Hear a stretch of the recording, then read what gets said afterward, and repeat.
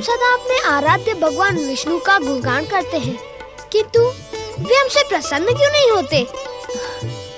पुत्र ध्रुव, भगवान विष्णु की प्रसन्नता का प्रमाण इससे अधिक क्या हो सकता है कि तुम मुझे पुत्र रूप में प्राप्त हुए। माता, मैं भगवान के साक्षात दर्शनों की बात कर रहा हूँ। वे हमारे समीप प्रकट होकर हम पर कृपा क्यों नहीं करते? उनके परम पावन दर्शनों की मेरी अभिलाषा कब तक अपूर्ण रहेगी?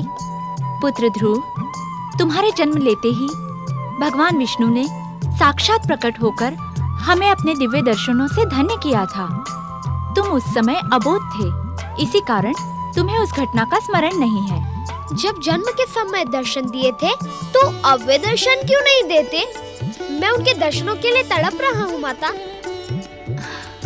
अब तो मैं सब कुछ समझने लगा हूँ माता।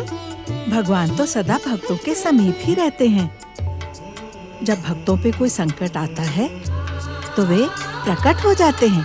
नहीं माई, मुझे ऐसा प्रतीत होता है कि भगवान विष्णु मुझसे रुष्ट हैं।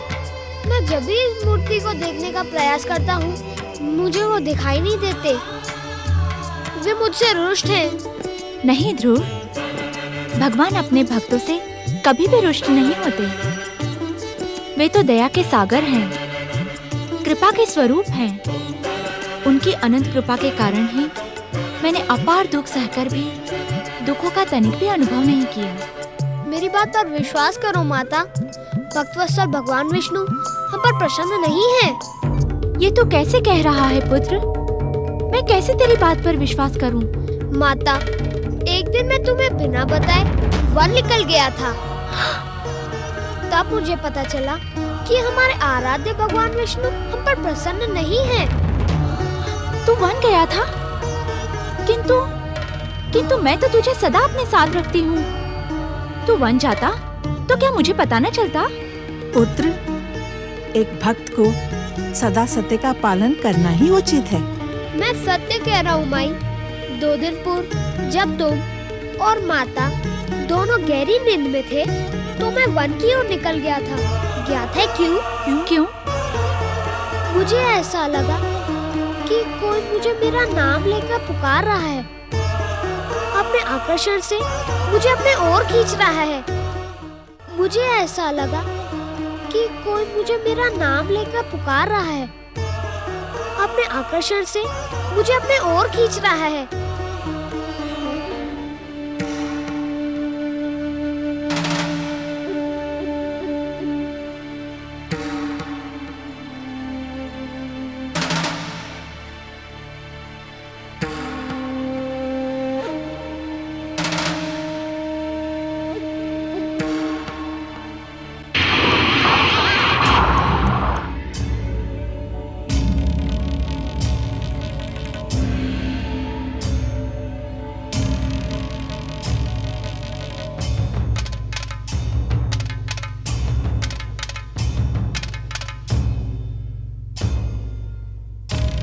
बालक ध्रुव,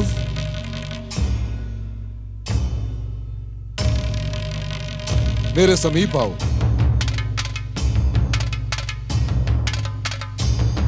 आओ, मेरे समीप आओ ध्रुव। मैं तुम्हारे और तुम्हारे माता के समस्त कष्ट मिटा दूंगा। हाँ ध्रुव, आओ। बालक ध्रुव, तुम जितने अधिक सुंदर हो, उससे भी अधिक अभागे हो वत्स।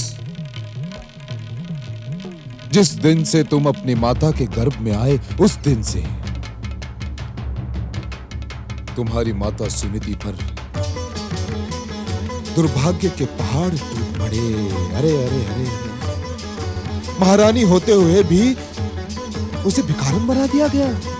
ये आप क्या कह रहे हैं? मैं सत्य कह रहा हूं ध्रुव। हाँ, तुम्हारे जन्म से पूर्व ही तुम्हारी माता सुनीति को महल से निकालकर वन भवन भेज दिया गया। हाँ, अपने से बड़ों का परिचय पूछना धृष्टता होती है, किंतु क्षमा के साथ क्या मैं ज्ञात कर सकता हूँ कि आप कौन हैं? मैं तुम्हारा शुभचिंतक हूँ ध्रुव। तो तो फिर मुझे ये सब कुछ क्यों बता रहे हो? मैं तुम्हारी और तुम्हारी माता की दुर्दशा से चिंतित हूँ। और चिंतित ही नहीं, बहुत अधिक चिंतित हूँ ध्रुव। इसी कारण मैंने तुम्हें पुकारा। यदि तुम मेरी बात मानोगे तो तुम्हारे और तुम्हारी माता के समस्त दुखों का अंत हो जाएगा। ध्रुव, क्या तुम तुम्हारे और तुम्हारी माता की दुर्दशा का कारण ज्ञात करने के इच्छुक हो? अवश्य। आप कृपा करके बताएं कि मेरी माता की दुर्दशा का कारण क्या है? जगदीश्वर भगवान विष्णु की आराधना। तुम्हारे और तुम्हारी माता की दुर्दशा का कारण विष्णु की आराधना है ध्रुव। तुम दोनों दिन रात विष्णु आराधना में लीन रहते हो, जबकि तुम दोनों के दुखों का मुख्य कारण विष्णु है। विष्णु नहीं, नहीं, ये असत्य है। सत्य कहें, कौन है आप? और मेरे मन को भ्रमित करने का प्रयास क्यों कर रहे हैं? माता कहती है, भगवान विष्णु सारे जगत के पालनहार हैं। हर जीव को अपने पुत्र की भांति प्रेम करते हैं। इस प्रकार अट्टहास करके मुझे भयभीत न करें। भगवान विष्णु मेरी माता की दुर्दशा का कारण नहीं हो सकते। ध्रुव, तुम्हारी अज्ञानी माता ने यह भ्रम तुम्हारे अबोध मन में भर दिया है। यदि विष्णु तुम पर कृपा करते तो तुम्हारी महारानी मां को महलों से क्यों निकालने देते? तुम्हें महलों के सुखों से वंचित क्यों होने देते? बताओ ध्रुव। ध्रुव, आज मैं तुम्हें वो सत्य बताऊंगा जिसे तुम्हारी माता ने तुमसे आज तक छुपा कर रखा। कौन सी बात? ध्रुव, तुम इस संसार के प्रथम पुरुष पृथ्वी सम्राट मनु के पुत्र उत्तानपाद के ज्येष्ठ पुत्र हो। तुम ही कंपिला राज्य के युवराज पद के सच्चे अधिकारी हो। किंतु तुम्हारी सौतेली माता सुरुचि ने अपने पुत्र उत्तम को कंपिला का युवराज बना दिया है, और तुम जीवन भर इसी प्रकार वनों में भटकते भटकते कष्ट भुगतते रहोगे। वो तुम्हारी माता ध्रुव, तुम्हारी माता तुम्हारे पिता से मिलने और महलों में रहने के सपने देखते देखते अपने प्राण त्याग देगी, और तुम कुछ नहीं कर पाओगे ध्रुव, तुम कुछ नहीं कर पाओगे। अरे ना ध्रुव, ना ना वत्स, दुखी ना हो। मैं तुम्हारे माता के दुख मिटाने के लिए ही प्रकट हुआ हूं। मैं तुम्हें कंपिला के युवराज पद पर प्रतिष्ठित करवाने का इच्छुक हूं। हाँ। हे देवी पुरुष, मैं आपका वचन पाकर धन्य हो गया। मैं स्वयं अपनी माता का दुख मिटाने का इच्छुक हूँ। बालपन से मैं अपनी माता की आंखों में दुख की काली छाया देख रहा हूँ। यदि तुम अपने माता के दुख को समाप्त कर देने के इच्छुक हो तो तुम्हें मेरे बताए मार्ग पर चलना होगा ध्रुव। आप तो मेरे शुभ चिंतक हैं। अपनी माता का दुख मिटाने के लिए मैं कोई भी मार्ग पर चलने के लिए संकोच नहीं करूंगा। आज्ञा दे, मुझे क्या करना है? तुम विष्णु भक्ति त्याग कर अपना मन भाग्य विधाता शनिदेव के भक्ति में लगा दो। भाग्य विधाता शनिदेव क्षण मात्र में तुम्हारे समस्त कष्ट नष्ट कर देंगे, और तुम्हारी माता पुनः कंपिला की पटरानी बन जाएंगी। क्या भाग्य विधाता शनिदेव हैं? इसका उत्तर तुम्हें कुछ समय के पश्चात स्वयं ही मिल जाएगा ध्रुव। मेरी माता भगवान विष्णु को छोड़कर किसी अन्य की भक्ति नहीं करेंगी, यह मुझे भलीभांति ज्ञात है। और जो मेरी माता करेगी वही मैं करूंगा।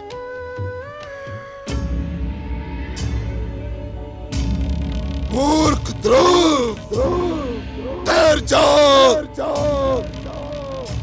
मेरी माता को भगवान विष्णु की भक्ति पर अटल विश्वास है। आप कुछ भी कह ले, किंतु उनकी भक्ति को त्यागना माता के लिए असंभव है।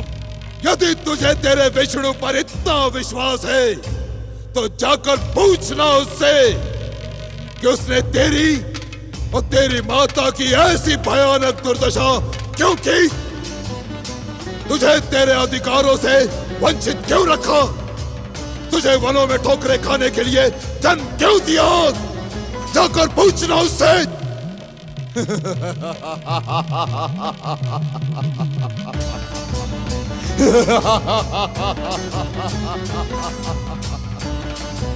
अब यह संसार ये तो नहीं कहेगा कि भाग्य विधाता शनिदेव ने ध्रुव को सावधान नहीं किया।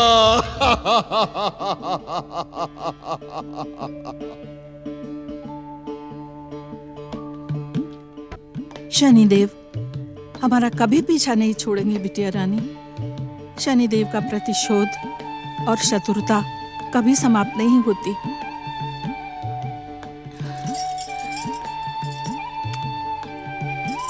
तुम धन्य हो पुत्र, जो तुम शनिदेव के षड्यंत्र में नहीं आए। तुमने अपनी माता के समान भगवान विष्णु पर अपना विश्वास बनाए रखा।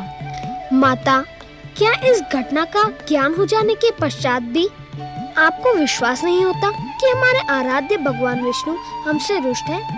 नहीं पुत्र, भगवान अपने भक्तों से कभी भी रुष्ट नहीं होते। यदि वे रुष्ट नहीं तो तुम्हारी दुर्दशा का कारण क्या है? पुत्र, भगवान अपने भक्तों की कठोर परीक्षा लेते हैं। क्यों माता?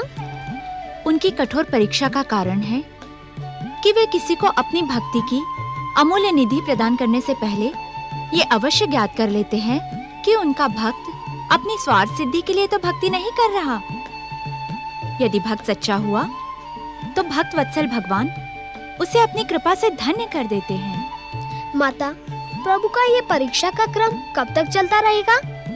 ये तो जगदीश्वर की इच्छा पर ही निर्भर करता है पुत्र, किंतु हमें कठोर से कठोर परीक्षा देने से भयभीत होना उचित नहीं है। एक निवेदन करूं माता? अवश्य पुत्र। माता, हम अपने जगदीश्वर भगवान विष्णु की आराधना प्रारंभ करते हैं। उनसे प्रार्थना करते हैं कि वे हमें दर्शन दें। जब तक वे हमें स्वयं दर्शन नहीं देते, हम उनकी आराधना करते ही रहेंगे। पुत्र, क्या तुम अपनी भक्ति से भगवान की परीक्षा लेने के इच्छुक हो? नहीं माता, भगवान की परीक्षा के विषय में मैं सोच भी नहीं सकता, किंतु हाँ, उनके दर्शनों की अभिलाषा अवश्य मेरे मन में है। जब वे मुझे दर्शन देंगे, मैं उनसे पूछूंगा कि हम उनके भक्त होते हुए भी हम इतने दुखी क्यों हैं? ध्रुव, एक भक्त के मन में दुख की नहीं, हर्ष और आनंद की निर्मल गंगा सदा बहती रहना आवश्यक है। कैसे माता? जब तक तुम पुनः कंपिला की पटरानी नहीं बन जाती, मैं कंपिला का युवराज नहीं बन जाता, तब तक हर्ष और आनंद की निर्मल गंगा कैसे बह सकती है?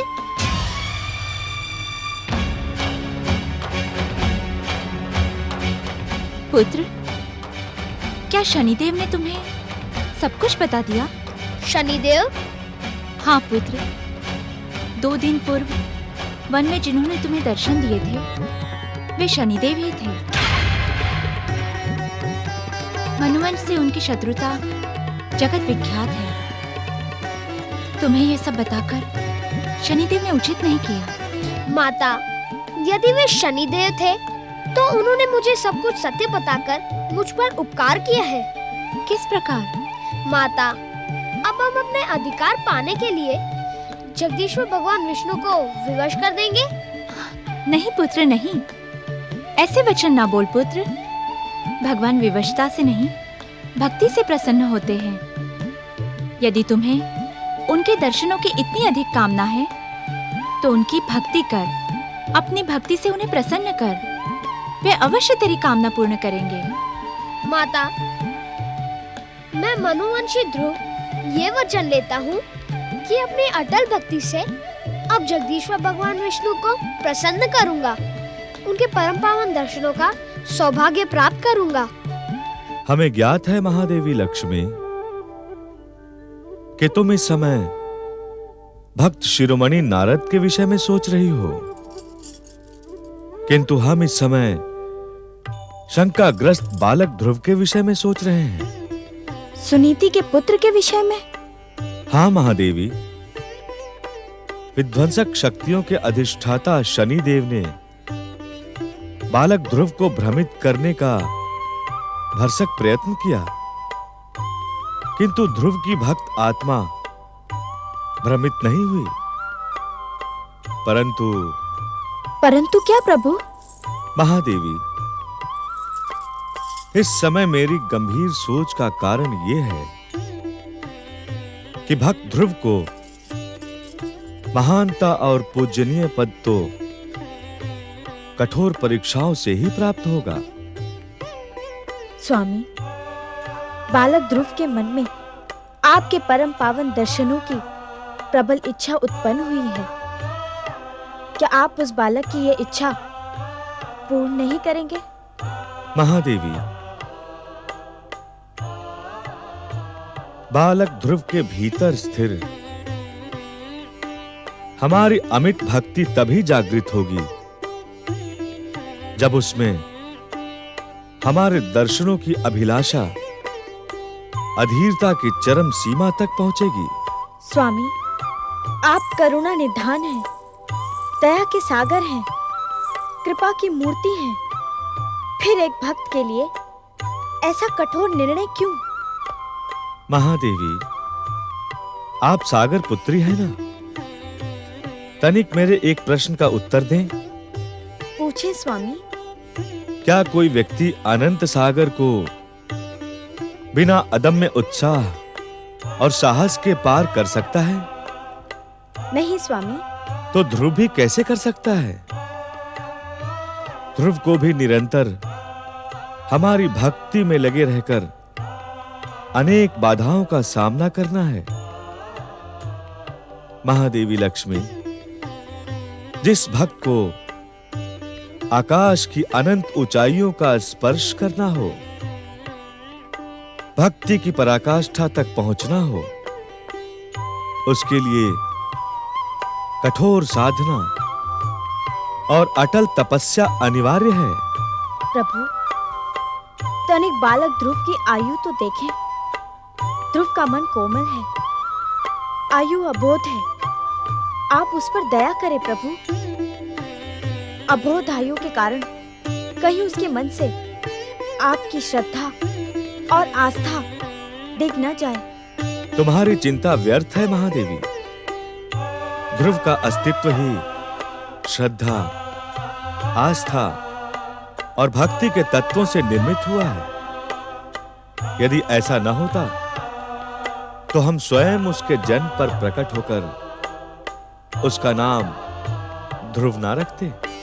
त्रिलोकीनाथ, मेरे मन को एक प्रश्न व्यथित कर रहा है। महादेवी लक्ष्मी, आपके स्वामी त्रिलोकीनाथ ने अभी तक अपने इस इच्छा संसार में ऐसा कोई तत्व निर्मित ही नहीं किया है जो आपको व्यथित करने का दुस्साहस करे। महादेवी, बालक ध्रुव के जीवन में आज जो शत्रु दिखाई पड़ रहे हैं, उन पर तो वो सरलता से विजय प्राप्त कर लेगा, किंतु अज्ञात शत्रुओं पर विजय प्राप्त करना किसी भी जीवात्मा के लिए असंभव नहीं तो कठिन अवश्य है। आप ध्रुव के वर्तमान शत्रुओं की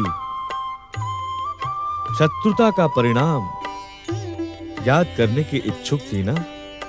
हाँ स्वामी, किंतु आपने अज्ञात शत्रुओं का उल्लेख करके मेरी जिज्ञासा को और अधिक बढ़ा दिया है। महादेवी, मृत्यु लोक में जन्म लेने वाली हर आत्मा अपने बाहरी शत्रुओं से संघर्ष करते मृत्यु को प्राप्त हो जाती है। यदि वो बाहरी शत्रुओं पर विजयी होती है तो उसका गर्व और अहंकार बढ़ जाता है, किंतु वो पराजित हो जाती है तो पुनः विजयी होने का प्रयास करती है। महादेवी, सत्य तो ये है कि वास्तविक शत्रु बाहरी नहीं, जीवात्मा के भीतर है। भीतर के शत्रु? ये आप क्या कह रहे हैं स्वामी? महादेवी, तुम्हें ज्ञात होगा कि मेरे कथन को सत्य के प्रमाण की आवश्यकता नहीं होती, क्योंकि सारा संसार हमें सत्यनारायण कहता है। क्षमा प्रभु, किंतु भीतर के शत्रु का अर्थ स्पष्ट करें। महादेवी, इस सत्य स्वरूपी अमिट भक्ति को पाने की कामना रखने वाली जीवात्मा को अपनी देह के भीतर स्थित माया, मोह, मद, लोभ और अहंकार जैसे 5 शत्रुओं पर विजय प्राप्त करना अनिवार्य है। तो क्या ध्रुव को भी? महादेवी, ध्रुव को ही नहीं, यदि भविष्य में स्वयं मुझे मानवीय अवतार धारण करना पड़े, तो इन 5 विकारों से मुक्ति पाने के लिए मुझे भी संघर्ष करना होगा। स्वामी, अपने जन्म के समय ध्रुव ने आपके परम पावन दर्शन पा लिए हैं। महादेवी लक्ष्मी, वे दर्शन ध्रुव के सत्कर्मों के कारण नहीं, अपितु उसकी माता सुनीति की अटल भक्ति के कारण संभव हुए थे। अब यदि ध्रुव भी हमारे दर्शनों का अभिलाषी है, तो उसे अपनी अटल भक्ति का प्रमाण देना होगा।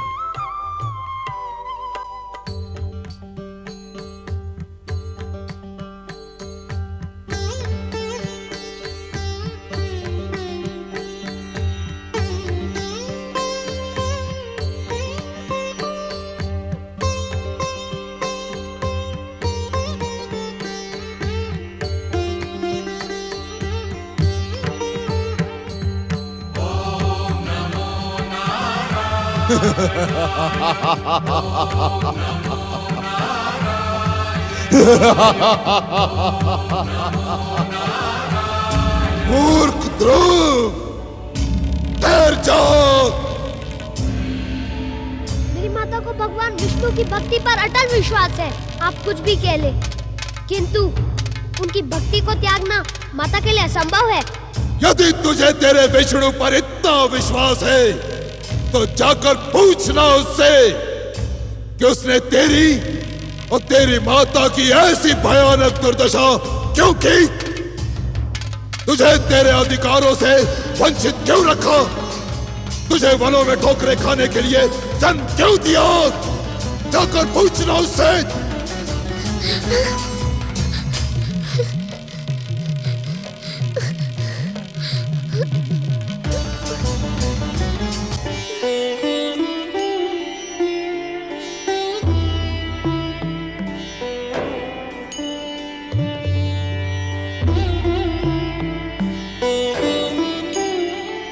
जगत पिता, हे जगदीश्वर, हे भगवान विष्णु, आप हम माता और पुत्र के प्रति इतने अधिक निष्ठुर क्यों हैं?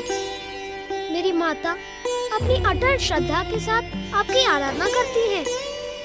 मैं तो आपके आशीर्वाद से ही जन्मा हूँ। माता कहती है कि उसके लिए मैं आपका वरदान हूँ। फिर हम दोनों के साथ ये अन्याय क्यों प्रभु? क्यों आपने हम माता और पुत्र को अपने अधिकारों से वंचित कर दिया? उत्तर दे प्रभु, उत्तर दे। त्रिलोकीनाथ, अपने भक्त के प्रश्नों का उत्तर दे।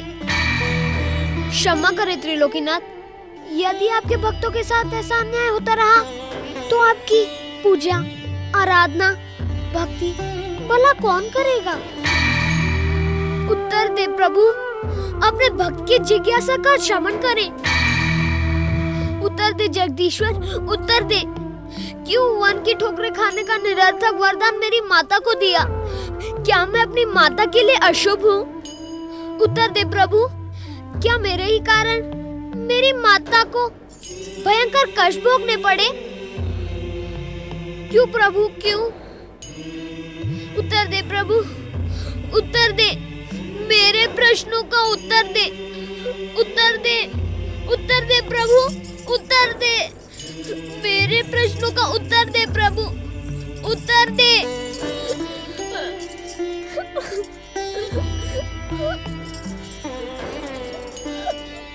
इस प्रकार अधीर होने से कुछ नहीं होगा पुत्र। तो किस प्रकार होगा माता? मुझे मेरे प्रश्नों का उत्तर मेरे आराध्य जगदीश्वर से मांगना है। मैं तुम्हें और अधिक कष्ट की अवस्था में नहीं देख सकता माता। तुमसे ये किसने कह दिया पुत्र कि मुझे किसी प्रकार का कष्ट है? क्या मैं तुम्हारे कष्ट का अनुमान नहीं लगा सकता? कंबेला की महारानी होते हुए भी तुम इस वन में पड़ी हो। पुत्र, सत्य कहूँ तो तू जिसे कष्ट कह रहा है वो मेरा सौभाग्य है। क्या कहती हो तुम? सत्य कह रही हूँ पुत्र। महलों के सुख भोग में तो मुझे अपने आराध्य जगदीश्वर भगवान विष्णु की आराधना का अवसर ही नहीं मिलता था। जब से इस वन प्रदेश में आई हूँ मेरा सारा समय प्रभु आराधना में व्यतीत होता है। इससे अधिक सुख और क्या हो सकता है पुत्र? माता, मैं तुम्हारे दुख से भली भांति परिचित हूँ। तुम जिसे दुख समझ रहे हो पुत्र, वो वास्तव में दुख नहीं है, परम सुख की ओर बढ़ते यात्री की परीक्षा है।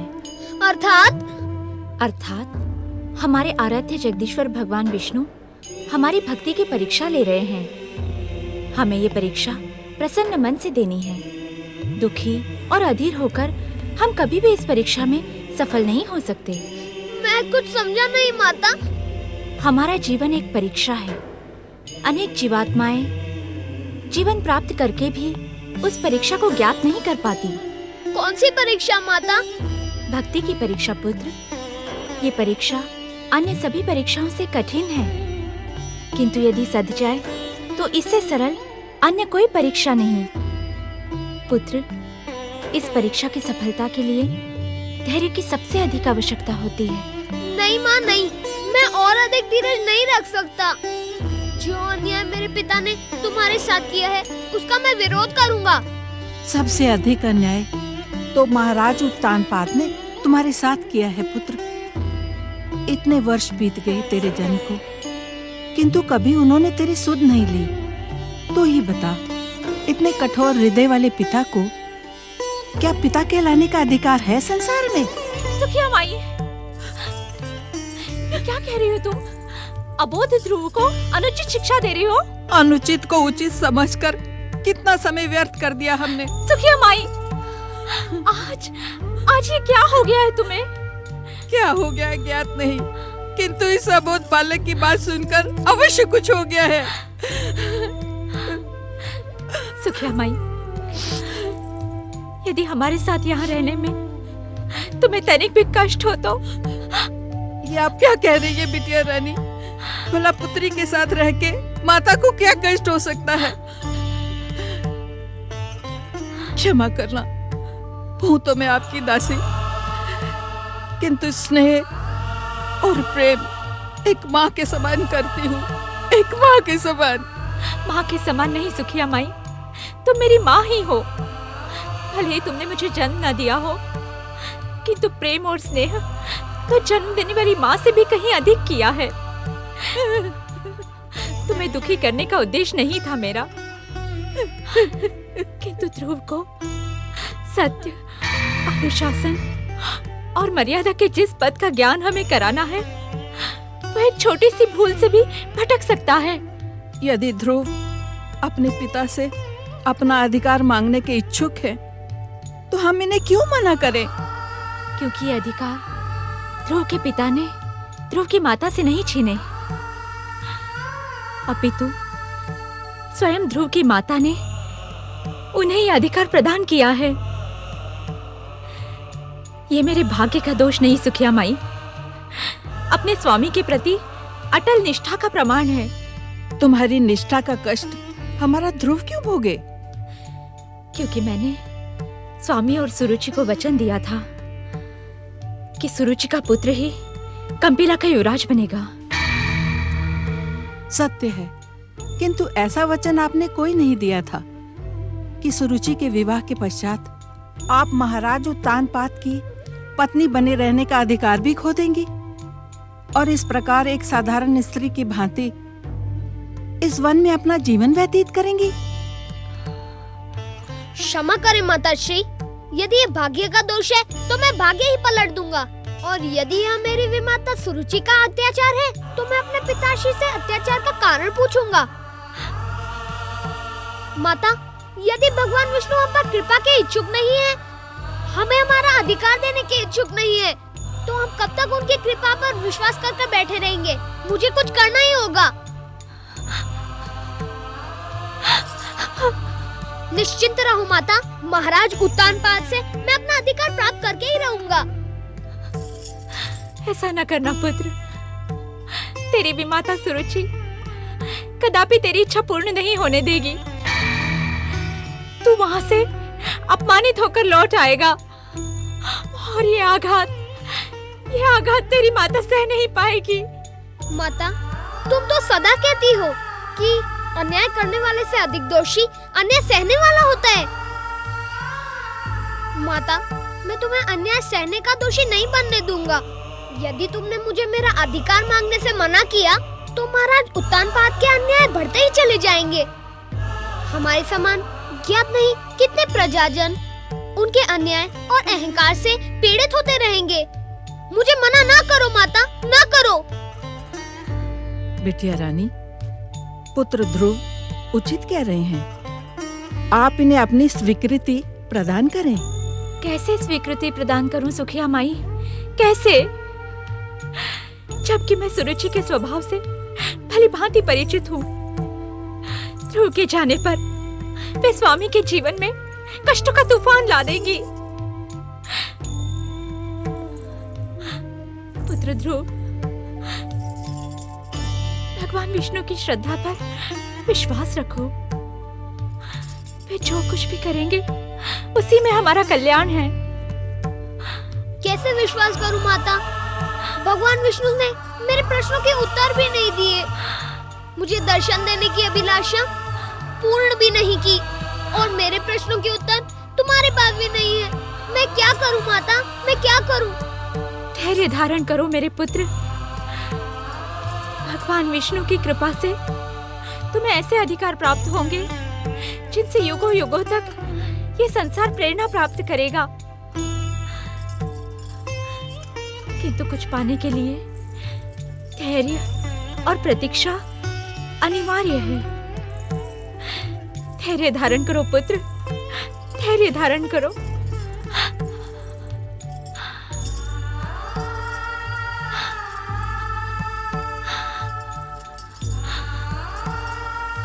हे दया के सागर, हमारे पुत्र ध्रुव पर कृपा करें। इस अबोध बालक का दुख असहनीय हो गया है।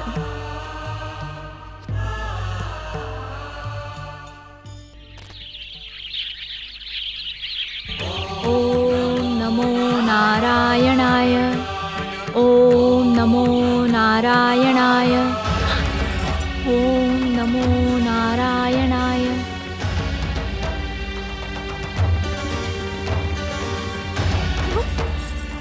पुत्र ध्रुव, ध्रुव! सुखिया माई, उठो सुखिया माई। क्या हुआ? वो कहीं चला गया है। ध्रुव! ध्रुव! ध्रुव! पुत्र ध्रुव! ध्रुव! ध्रुव! कहाँ चले गए तुम? कहाँ हो तुम ध्रुव?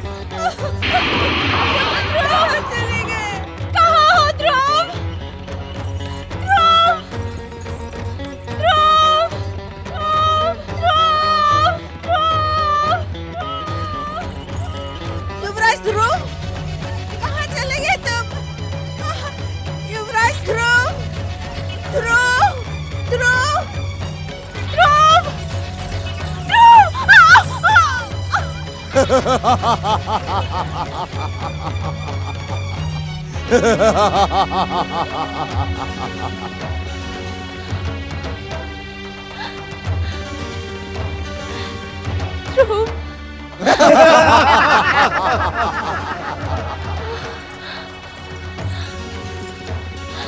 ध्रुव,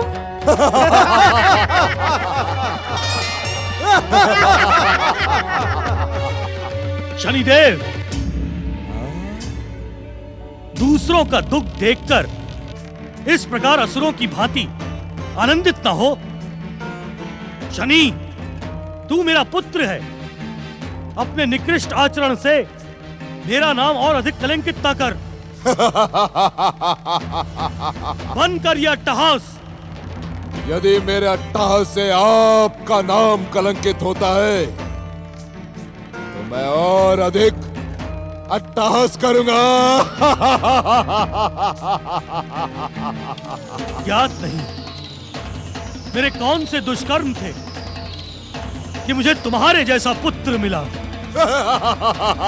हे भगवान, किसी शत्रु को भी ऐसा क्रूर और निकृष्ट पुत्र न देना जिसे अपने कुल और मर्यादा का तनिक भी ज्ञान नहीं। मैं तुम्हें सावधान करता हूं शनि कि अपनी आसुरी शक्ति के प्रदर्शन पर अंकुश लगाओ, अन्यथा मेरा क्रोध तुम्हें क्षमा नहीं करेगा। ये न भूलें शनिदेव कि बालक ध्रुव का जन्म जगदीश्वर भगवान श्री विष्णु की कृपा से हुआ है। अनेक प्रयत्न करने पर भी तुम उसका बाल भी बांका नहीं कर सकते।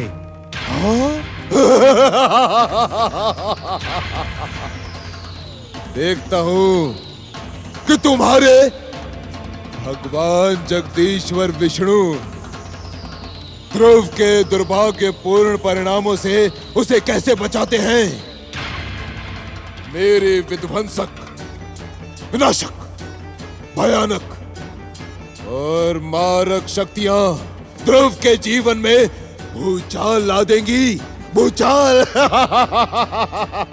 तनिक लज्जा करो शनिदेव।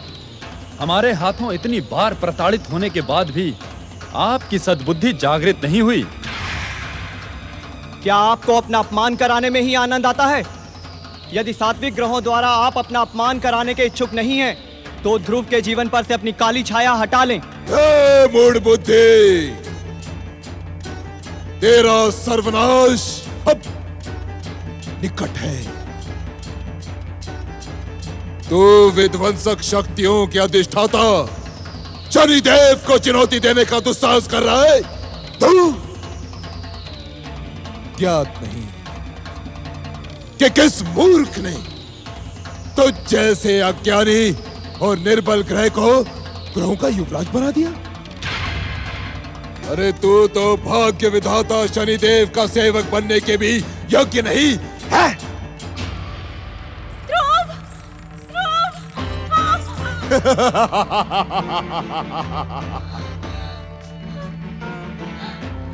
हमने ध्रुव को पहले ही सावधान कर दिया था, किंतु जिसके भाग्य में ठोकरे खाना लिखा हो, जो हमारे क्रोध और कुदृष्टि का भोग बन गया हो, वो आप सब और भगवान विष्णु की सहायता पाकर भी कदापि सफल नहीं हो सकता। मूढ़ बुद्धि शनि, जिन्होंने अपनी इच्छा मात्र से इस संसार की रचना की हो, जो इस संसार के कण कण में निवास करते हो, तू अपनी मूढ़ता में उन्हें चुनौती देने का दुस्साहस कर रहा है। क्यों अपने सर्वनाश को आमंत्रित कर रहा है? सावधान, भगवान विष्णु का क्रोध तुम्हारे सर्वनाश का कारण न बन जाए। मुझे आश्चर्य है आप सबकी बुद्धि पर। आसुरी और विध्वंसक शक्तियों के प्रतिनिधि मधु कैटभ के सम्मुख आपने अपने भगवान विष्णु का क्रोध और पराक्रम नहीं देखा? कैसा छल करके उसने उन दोनों दैत्य वीरों का वध किया। आपने सत्य कहा शनिदेव। छल विष्णु के तत्व का दूसरा नाम है उस छलिया विष्णु ने मोहिनी अवतार धारण करके छल से अमृतपान देवताओं को करवा दिया। परमवीर मधु कैटव के सन्मुख जब उसका पराक्रम और चक्र सुदर्शन पराजित हो गया, तब उसने मातृशक्ति की सहायता से मधु कैटव को भ्रमित करवा दिया। यदि आप सब में तनिक भी नैतिकता हो तो विष्णु भक्ति का त्याग कर दो और शनिदेव की शरण में आ जाओ। विध्वंसक शक्तियों के अधिष्ठाता शनिदेव अपनी शरण में आने वाले को कभी निराश नहीं करते। दुष्ट बुद्धि स्वार्थी राहु, तनिक भगवान विष्णु की कृपा का ध्यान कर। अमृत पान की चोरी का दंड देते समय भक्त वत्सल भगवान ने तुम्हें जीवित रखा। मुझे जीवित तुम्हारे भक्त वत्सल भगवान की कृपा ने नहीं, अपितु अमृतपान ने रखा है। यदि मैंने अमृतपान न कर लिया होता तो तुम्हारा छलिया विष्णु मेरा सर्वनाश करने में एक क्षण का भी विलंब नहीं करता।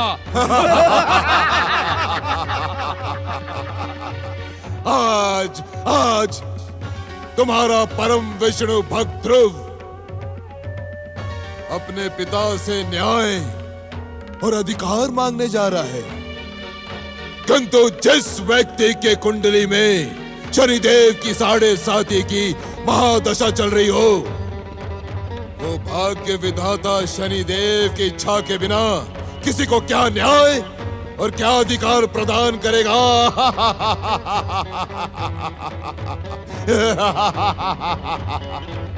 ध्रुव अपनी उस विमाता को चुनौती देने जा रहा है जो हमारी भाग्य विधाता शनिदेव की परम आराधिका है, जो हमारे नाम से थर थर कांपती है। ध्रुव अपने अभियान में कदापि सफल नहीं होगा, कदापि नहीं।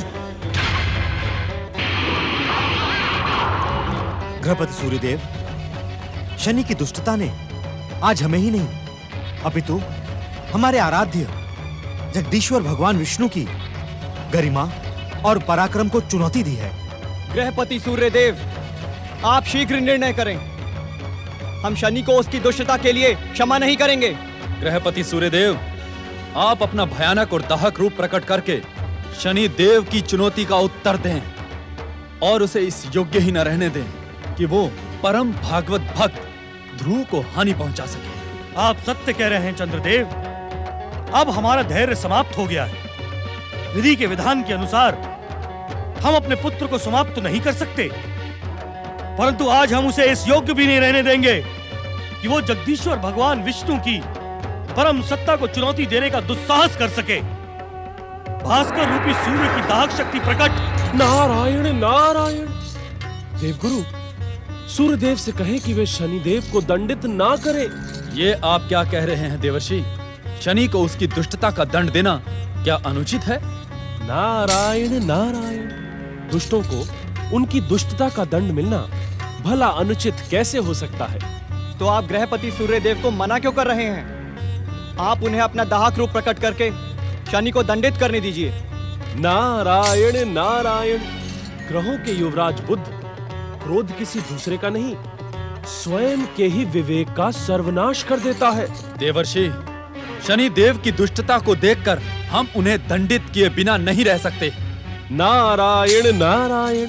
चंद्रदेव, योग और वैराग्य के मूर्तिमान आदर्श यज्ञेश्वर भगवान शिव से तनिक धैर्य भी प्राप्त कर लेते। तुम क्या कहने के इच्छुक हो नारद? और क्यों शनिदेव की दुष्टता को क्षमा दिलवाने का प्रयास कर रहे हो? नारायण नारायण। मैं किसी की दुष्टता को क्षमा दिलवाने का प्रयास नहीं कर रहा हूं देवगुरु। तो आप हमें दंड देने के लिए मना क्यों कर रहे हैं? सूर्यदेव, आप इस सत्य से भली भांति परिचित हैं कि विध्वंसक शक्तियों के अधिष्ठाता शनिदेव भी जगदीश्वर भगवान विष्णु के इस इच्छा संसार का एक आवश्यक अंग है। नारायण नारायण। अर्थात ये बात जगदीश्वर त्रिलोकीनाथ भगवान विष्णु ने स्वयं मुझसे कही है। कि शनिदेव जो भी कार्य करते हैं वो उन्हीं की इच्छा का परिणाम है। नारायण नारायण। हम इस सत्य से अनभिज्ञ नहीं है नारद कि संसार का एक कण भी बिना जगदीश्वर भगवान विष्णु की इच्छा के यहाँ से वहां नहीं होता। तब तो विध्वंसक शक्तियों के अधिष्ठाता शनिदेव की इच्छाओं को संचालित करने वाले भगवान विष्णु पर विश्वास करे। शनि की दुष्टता असहनीय है देवर्षि। परम भागवत भक्त ध्रुव का जीवन अहंकारी शनि ने कष्ट और विपत्तियों में डाल दिया है। आप ही बताएं कि इस स्थिति में हमारा क्या करना उचित होगा। नारायण नारायण। ध्रुव के साथ जो अन्याय आप देख रहे हैं वो भगवान विष्णु की लीला का ही एक रूप है। शनिदेव का अहंकार और अट्टहास भी जगदीश्वर भगवान विष्णु की विराट इच्छा शक्ति की एक झलक से अधिक कुछ भी नहीं है। नारायण नारायण। इस कारण शनिदेव को दंडित करने और ध्रुव की सहायता करने के विचार को एक विचार तक ही सीमित रहने दे। देवर्षि, आप तो जगदीश्वर भगवान विष्णु के सर्वश्रेष्ठ भक्त हैं। क्या अबोध कोमल हृदय बालक ध्रुव के लिए आपके मन में करुणा उत्पन्न नहीं होती? देवर्षि, क्या हम सब भगवान विष्णु की महिमा, इच्छा और लीला के सामने हृदयहीन बन जाएं? आपके इन हृदय में चुभने वाले प्रश्नों के उत्तर में भी मैं ना ही कहूंगा। नारायण नारायण। ना तो मैं करुणाहीन हो सकता हूं और ना ही आप हृदयहीन, परंतु अपनी भावनाओं को संयमित रख के ही हम अपने कर्तव्य का परिचय दे सकते हैं। क्षमा करें देवर्षि, आप किस कर्तव्य का उल्लेख कर रहे हैं? नारायण नारायण। सूर्यदेव, जगदीश्वर भगवान विष्णु की दिव्य लीला का जो घटना चक्र इस समय ध्रुव के जीवन में नाच रहा है, वो ध्रुव को महान से महानतम बनाने का ही प्रयास है। इसमें हस्तक्षेप भगवान विष्णु के प्रति अनादर होगा। नारायण नारायण। इससे अधिक मैं और क्या कह सकता हूं?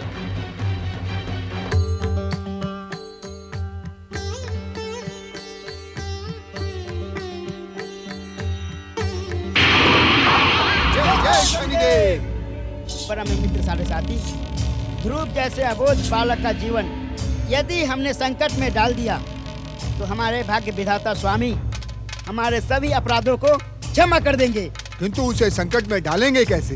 तुम निश्चिंत रहो मित्र साढ़े साथी। भैया और साढ़े साथी, यदि किसी पराक्रमी पुरुष के जीवन में प्रवेश करते हैं तो उसका जीवन भी भयानक संकटों में उलझा देते हैं। देखो, वो आ रहा है, चलो। बोलो शनि देवाय नमः। बोलो शनि देवाय नमः। चकित ना हो बालक। बालक, बोलो शनि देवाय नमः। शनि देवाय नमः। शनि देवाय नमः। शनि देवाय नमः।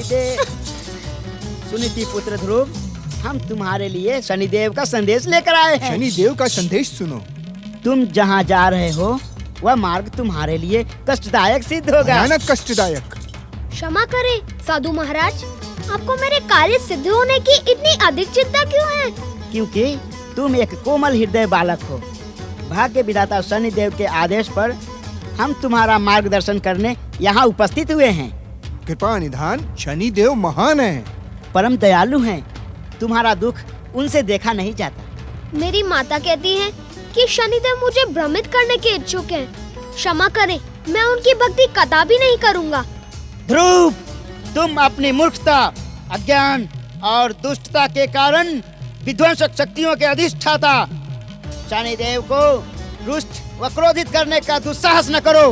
मैं किसी को रुष्ट और क्रोधित करने का दुस्साहस नहीं कर रहा हूँ। शनिदेव स्वयं ही मेरे जीवन में हस्तक्षेप कर रहे हैं। ध्रुव, तुम शनिदेव पर लांछन लगाकर अपने जीवन का सर्वनाश कर लोगे। साधु महाराज, जिसके मन में जगदीश्वर भगवान विष्णु की भक्ति निवास करती हो, उसका शनिदेव तो क्या स्वयं काल भी सर्वनाश नहीं कर सकता। आप दोनों मेरे मार्ग से हट जाइए।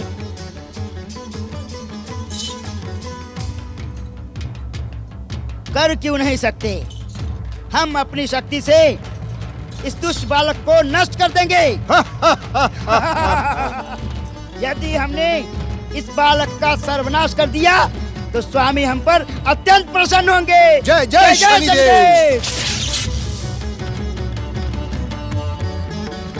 जय जय शनिदेव।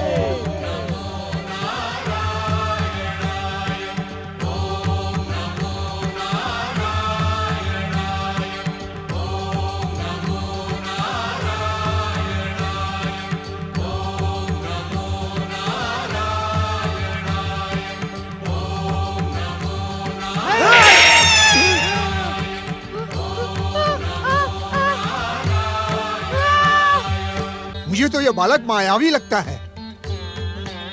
मुझे तो विष्णु की भक्ति करने वाले सभी मायावी लगते हैं।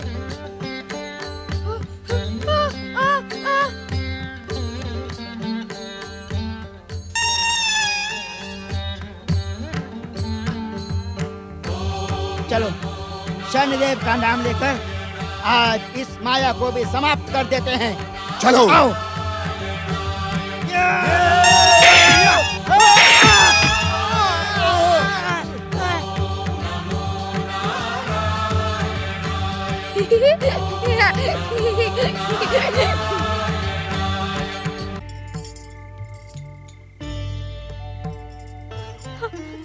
बिटिया रानी, भगवान श्री विष्णु ध्रुव के सहायक हैं। वे उसका कुछ भी अनिष्ट नहीं होने देंगे। वो कहीं भटक गया होगा, किंतु वो अवश्य हमारे पास लौट कर आएगा। अवश्य आएगा बिटिया, अवश्य आएगा। सुखिया माई, भगवान विष्णु हमारी कठोर परीक्षा ले रहे हैं। उधर शनिदेव हमारे पुत्र ध्रुव का जीवन संकट में डालने का कोई अवसर नहीं छोड़ेंगे। ज्ञात नहीं मेरे पुत्र का क्या होगा।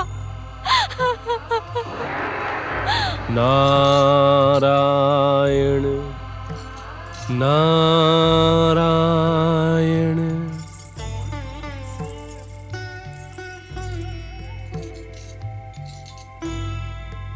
महारानी सुनीति, ऐसे कठिन अवसरों पर प्राय भक्तों की भगवान पर से आस्था डिग जाती है।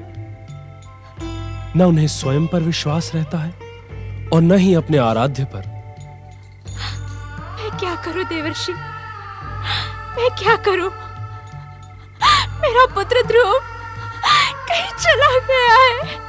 महारानी सुनीति, जब वर्षों से आप भयानक से भयानक कठिन परीक्षाएं देती आ रही हैं, तो इस समय भी अधीर क्यों हो रही हैं? प्रभु पर विश्वास रखें। आपके ध्रुव का कोई कुछ अनिष्ट नहीं कर पाएगा। आप तो नारायण भगवान के परम भक्त हैं नारद मुनि। आप ही बताएं, यदि भगवान नारायण हम पर प्रसन्न होते तो क्या हमारे लाडले ध्रुव को हमसे बिछड़ने देते? बिटिया रानी को इस प्रकार असहाय और दुखी रखते? नारायण नारायण।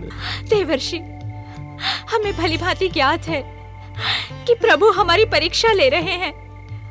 आप भी यही कहने वाले थे ना? आज तक मैंने अपने पुत्र को यही कहकर समझाया है, परंतु सच कहूं, अब तो अपनी ही बात पर से मेरा विश्वास उठने लगा है।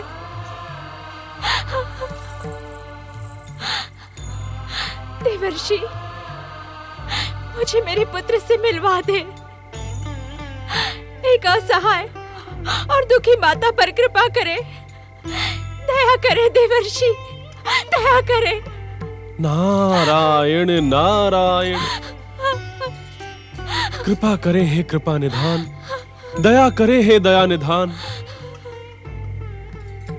हे भक्तवत्सल भगवान, आज आपके भक्तों के दुख को देखकर सदा आपकी भक्ति में प्रसन्न चित्त रहने वाला नारद भी भ्रमित होता जा रहा है।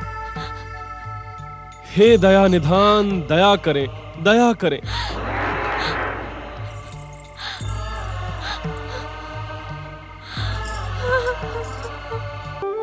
महादेवी, आप मातृ स्वरूपा हैं। मां के हृदय में ममता का ही वास होता है। इस कारण ध्रुव के कष्टों को देखकर आप उद्विग्न हो गई हैं। किंतु आपका यह कथन उचित नहीं है कि हम ध्रुव पर दया नहीं कर रहे हैं। ढैया और साढ़े साथी के भयंकर प्रहारों से अभी अभी हमने ध्रुव के जीवन की रक्षा की है।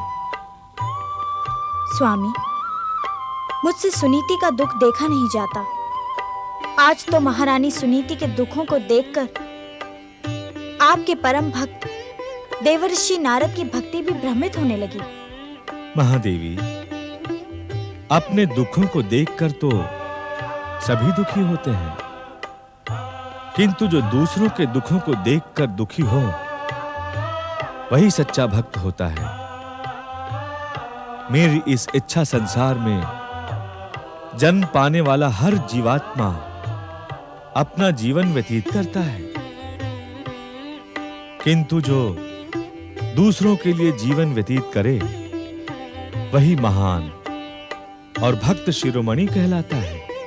अपनी बात को पूर्ण रूप से स्पष्ट करें प्रभु। संसार के कल्याण के लिए ब्रह्मा जी का मानस पुत्र नारद 14 भुवनों में निरंतर भटकता रहता है। इसमें उसका अपना तनिक भी स्वार्थ नहीं है। नारद निरंतर भागवत भक्ति का प्रचार करते हुए हर एक को सुखी और संपन्न देखने का सत्कर्म करता है। महादेवी, इसी कारण नारद की उपस्थिति मंगल और आनंद का प्रतीक मानी जाती है। समझ गई प्रभु, समझ गई। भक्त के प्रशंसक भी जगत पिता, जगदीश्वर, त्रिलोकीनाथ, ये संसार जिससे प्रारंभ होता है और आप में ही समाप्त हो जाता है, वे आदि, मध्य और अंत से रहित परम पुरुष पुरुषोत्तम है। महादेवी, इस आदि, मध्य और अंत से रहित परम पुरुष पुरुषोत्तम को यदि कभी ऋषि का अवतार धारण करना पड़ा, तो वो नारद बनने में अपना सौभाग्य समझेगा। एक भक्त की प्रशंसा और चर्चा से आप कितने अधिक प्रफुल्लित और भाव विभोर हो गए। महादेवी, नारद का स्मरण करवा के तुमने मेरा मन उसकी भक्ति और भावना से प्रफुल्लित कर दिया। तुम धन्य हो महादेवी। भक्त आठों प्रहर अपने भगवान को ढूंढता रहता है। नारद के समान नारायण नारायण का उद्घोष करता रहता है,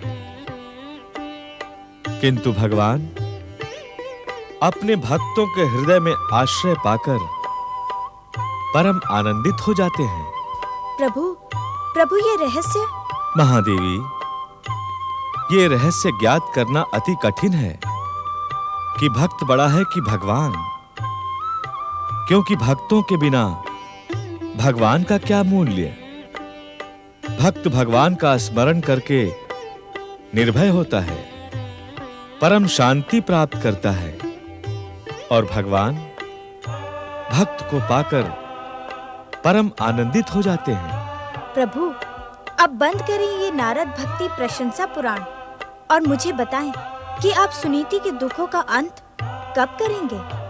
महादेवी, मैं सुनीति के कष्टों के अंत का उपाय ही तो बता रहा था।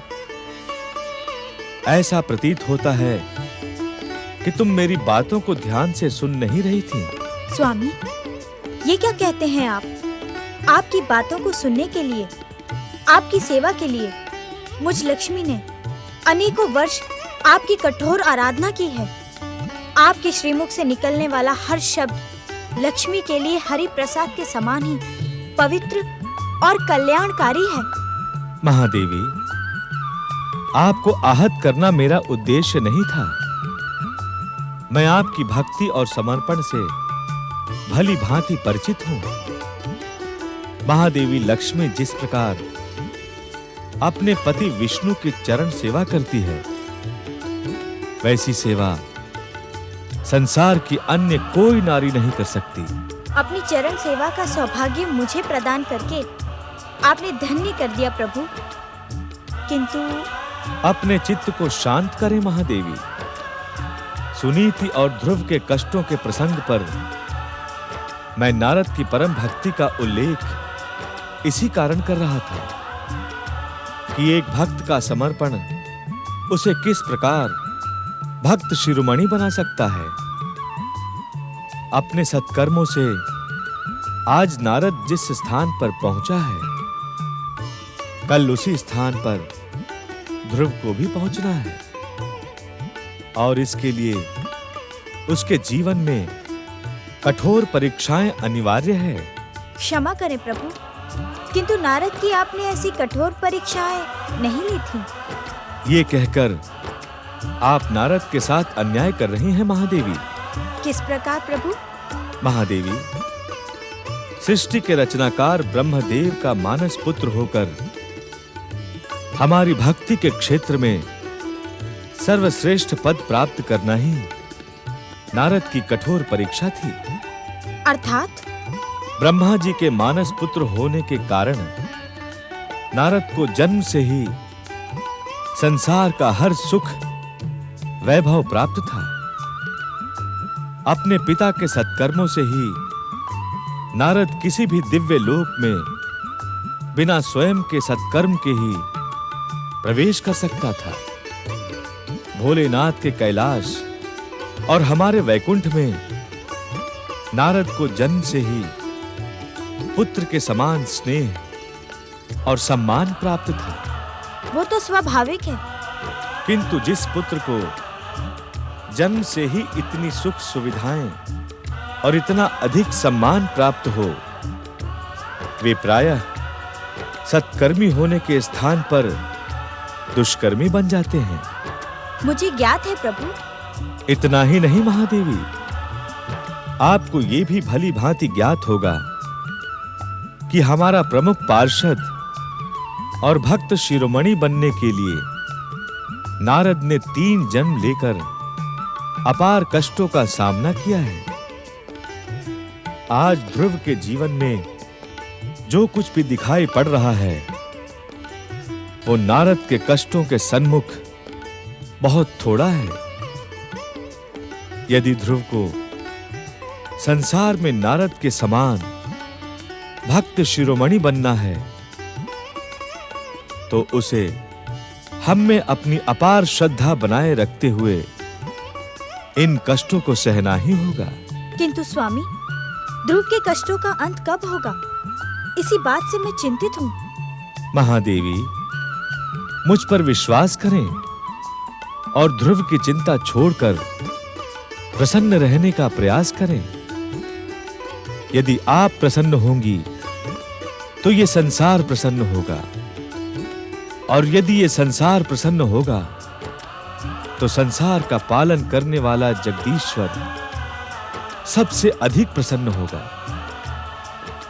इस कारण आप अपनी चिंता का शमन करें और प्रसन्न रहें, और देखें कि ध्रुव के जीवन में हमारी नवीन लीला किस प्रकार घटती है। उसके पिता महाराज उत्तानपाद उसे स्वीकार करते भी हैं अथवा नहीं।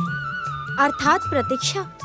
प्रतीक्षा ही तो एकमात्र उपाय है ना स्वामी। महाराज की जय हो। क्या कोई विशेष समाचार लेकर आए हो महामंत्री सुदत्त? विशेष समाचार तो नहीं है महाराज, परंतु राजसभा में जाने का आपका समय हो गया है। वहाँ सब आपकी प्रतीक्षा कर रहे हैं। हमें समय का भली भांति ज्ञान है महामंत्री, परंतु आज हमारा मन राजसभा में जाने को नहीं कर रहा। इसका कोई विशेष कारण है क्या? सुदत्त, तुम हमारे हृदय की उद्विग्नता से भली भांति परिचित हो। आज हमारा मन अपने उस पुत्र के लिए उद्विग्न हो रहा है जिसे हमने अब तक देखा नहीं है। महाराज, महामंत्री,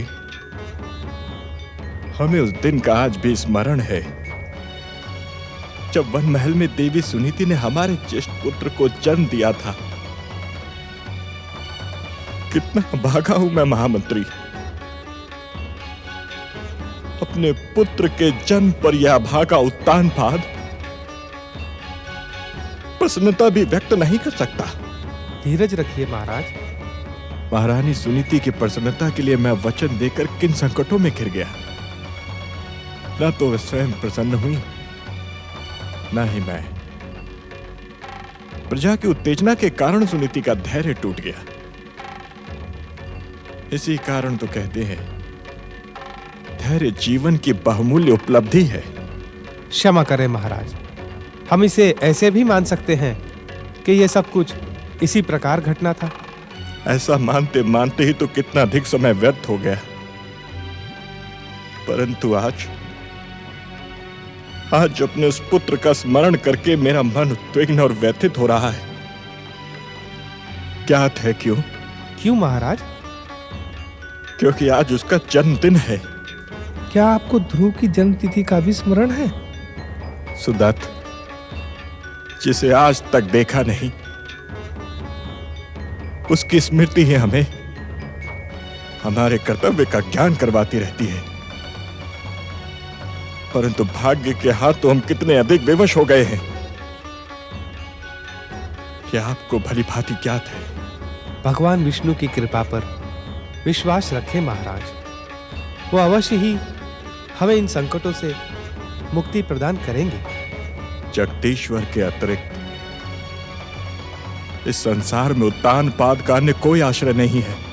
महाराज, जगदीश्वर भगवान विष्णु की आराधना करने वाला कर्म से विमुख नहीं हो सकता, क्योंकि कर्मशील रहना ही जगदीश्वर का अपने भक्तों को संदेश है। प्रजाजन आपके दर्शनों के लिए व्यग्र हैं। आप राजसभा में पधारे महाराज। महामंत्री, हम कुछ समय के पश्चात राजसभा में उपस्थित हो जाएंगे।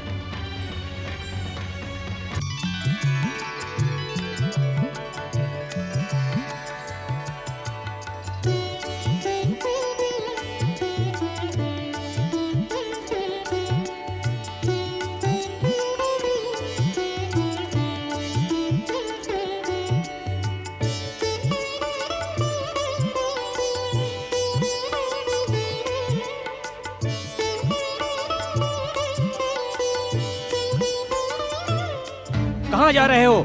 ज्ञात नहीं, ये महाराज उत्तानपाद के राज्यसभा का मुख्य द्वार है। मुझे अपने पिताश्री से मिलना है। क्या नाम है तेरे पिता का? नाम क्या पूछता है इसके पिता का? महाराज के राज्यसभा में क्या काम? व्यर्थ में समय नष्ट ना कर, जा। इस प्रकार आप मेरा अपमान न करें। मेरे पिता आपके स्वामी हैं। हमारे स्वामी? ज्ञात है हमारे स्वामी कौन है? भली भांति ज्ञात है। तुम दोनों महाराज उत्तानपाद के सेवक हो और वही मेरे पिता हैं।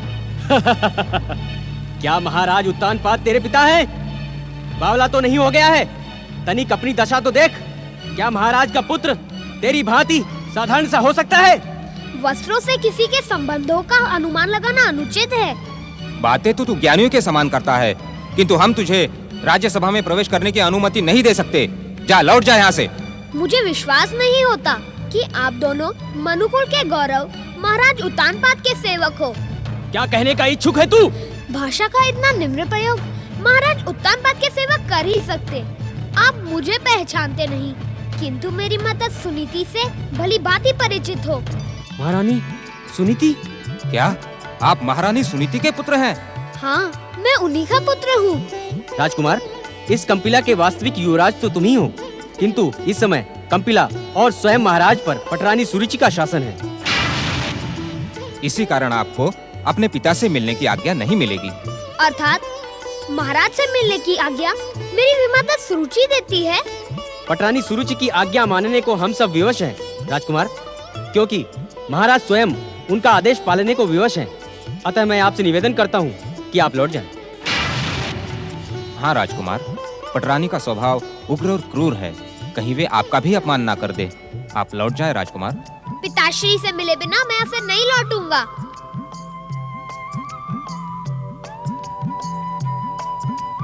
प्रभु कृपा से मुझे कुछ भी अज्ञात नहीं नारद।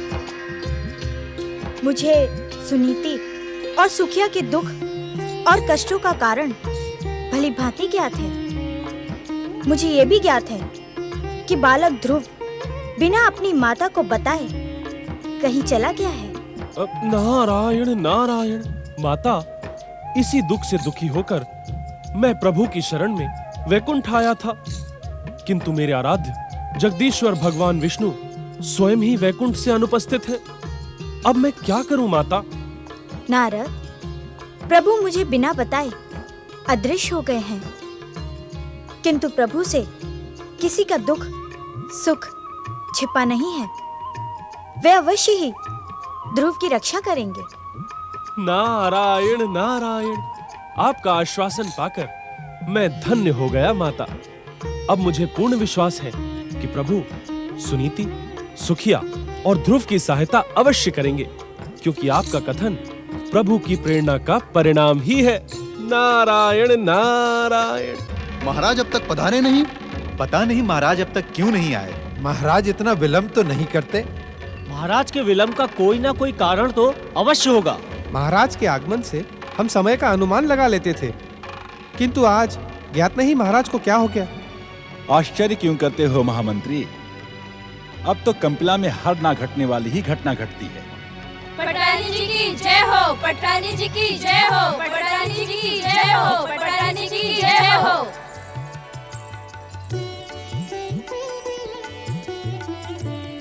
कंपिला राज्य की पटरानी सुरुचि और कंपिला राज्य के युवराज उत्तम की जय जय जय। महामंत्री, महाराज अभी तक राज्यसभा में क्यों नहीं पधारे? इस प्रकार सर झुका के खड़े ना रहे महामंत्री, जाए और पिताश्री को राज्यसभा में लेकर आए। जो आज्ञा युवराज। क्षमा करें महामंत्री, अपने आप को महाराज का सुपुत्र कहलाने वाला एक बालक द्वार पर आसन लगाए बैठा है। आप शीघ्र चलें मेरे साथ। तुम सत्य कह रहे हो? आप स्वयं चलकर उसे देखें, आपको मेरे कथन पर पूर्ण विश्वास हो जाएगा। ये क्या गुप्त बातें हो रही हैं वहाँ? क्षमा करें पटरानी जी, मैंने इस प्रतिहारी को महाराज का समाचार लाने के लिए भेजा था। क्या कहा महाराज ने? पटरानी जी, महाराज ने मुझे शीघ्र अपने कक्ष में बुलवाया है। महामंत्री, शीघ्र जाएं और महाराज से कहें कि पटरानी सुरुचि राज्यसभा में पधारी हैं। वे भी राज्यसभा में पधारें। जो आज्ञा पटरानी जी।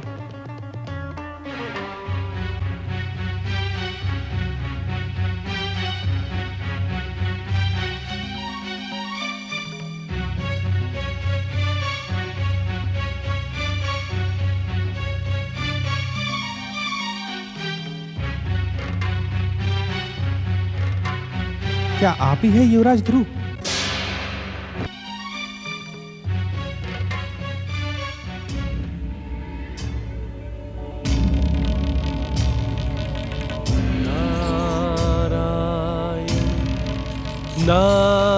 नारायण नारायण।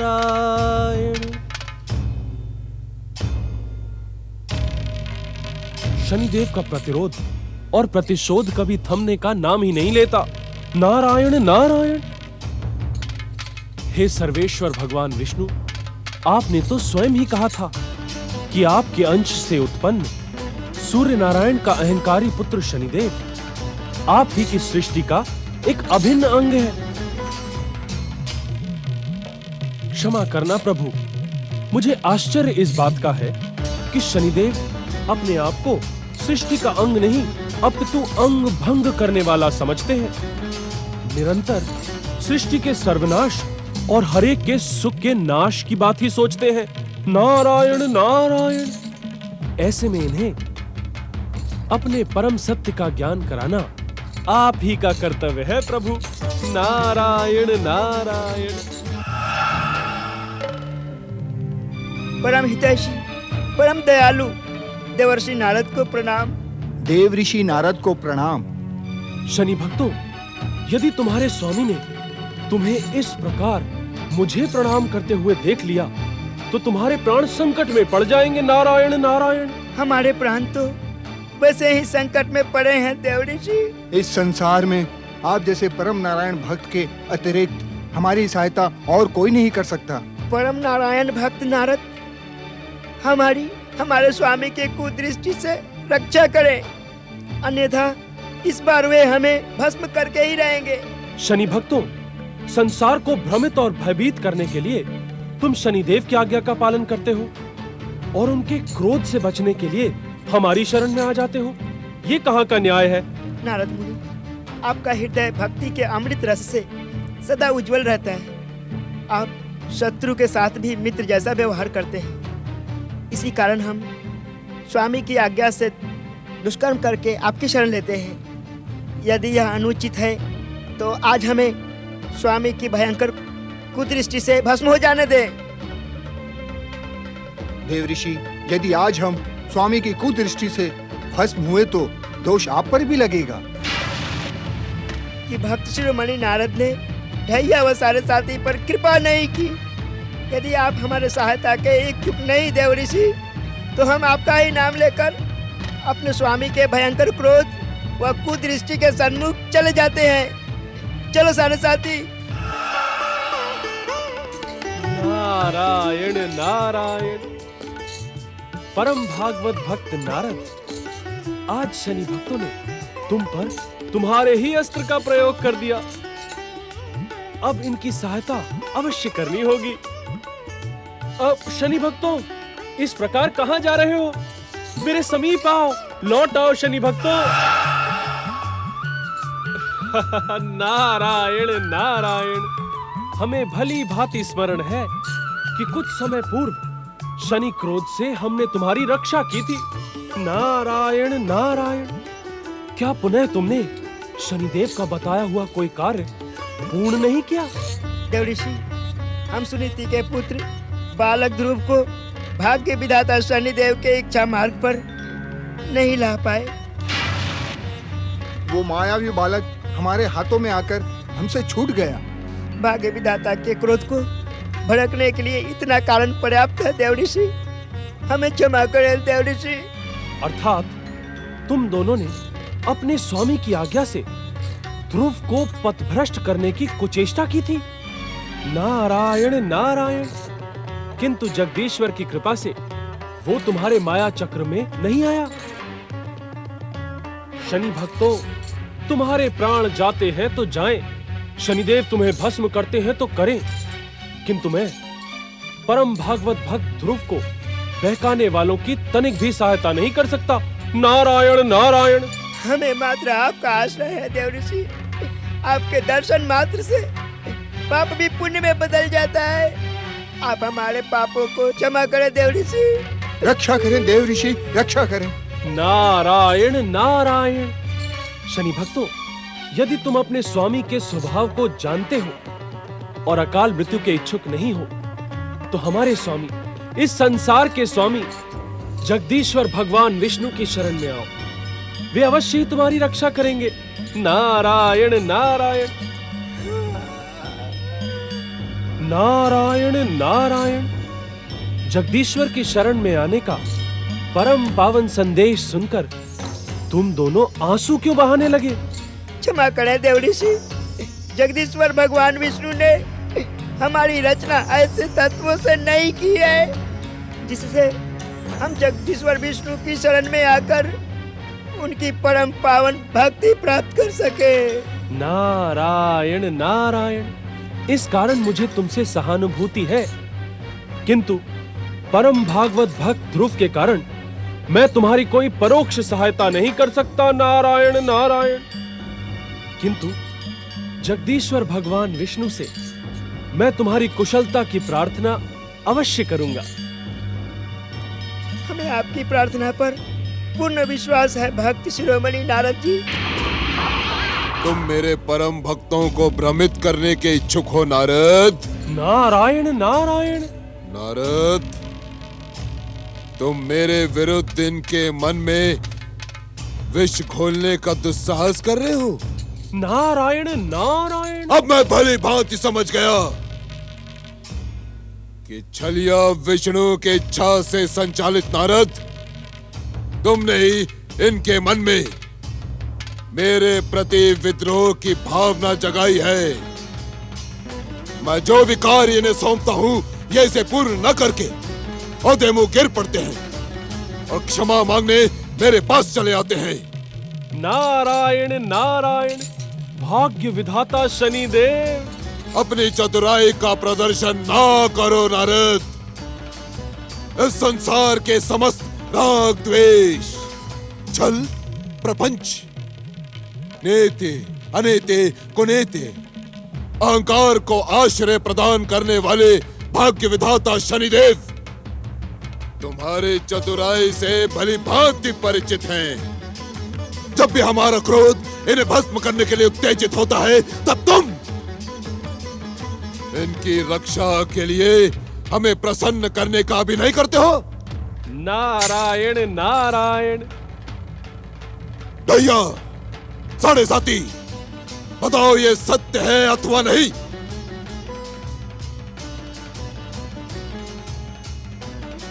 नारद, मैंने एक बार पहले भी तुम्हें अंग भंग के लिए सावधान कर दिया था, किंतु अब तुम्हारे दुष्कर्म देख भाग्य विधाता शनिदेव का धैर्य समाप्त होता जा रहा है। नारद, नारायण नारायण। आज इस सत्य का ज्ञान हो गया कि भाग्य विधाता शनिदेव में धैर्य नामक तत्व भी निवास करता है। नारायण नारायण। मुझे उत्तेजित करने का दुस्साहस ना करो नारद, ना करो। आज मैं तुम्हें इस योग्य ही नहीं रहने दूंगा कि तुम मेरे भक्तों को मेरे विरुद्ध भड़काओ। नारायण नारायण। शनिदेव, जगदीश्वर भगवान विष्णु के भक्तों के विरुद्ध आपने पहले ही अपनी शक्तियों का मूल्यांकन कर दिया है। पृथ्वी सम्राट प्रियव्रत और भगवान नारायण के अंश से उत्पन्न सूर्यदेव के सम्मुख आपकी विध्वंसक, विनाशक, भयानक और मारक शक्तियां पहले ही अपमानित और पराजित हो गई हैं। नारायण नारायण। दुष्ट प्रियव्रत और शत्रु सूर्य देव का स्मरण करवा के तुमने मेरे क्रोध को और भी अधिक भड़का दिया है नारद। मेरे क्रोध का ज्वालामुखी क्षण मात्र में तुम्हें भस्म कर देगा। सावधान नारद। अमोघ अस्त्र प्रकट हो। ओम नमो नारायणाय। आज्ञा जगदीश्वर। नारद की रक्षा करें अमोघ। नारद स्वयं दिव्य शक्ति संपन्न है, अपनी इच्छा मात्र से शनि देव के अहंकार को पर्याप्त दंड दे सकता है, किंतु वो भक्त है, भक्ति ही उसका आभूषण है। एक भक्त दुष्ट की दुष्टता पर क्रोधित होकर प्रहार नहीं करता, इससे भक्त की भक्ति लांछित होती है। इस कारण नारद की रक्षा करना हमारा परम कर्तव्य है। जो आज्ञा भक्त वत्सल।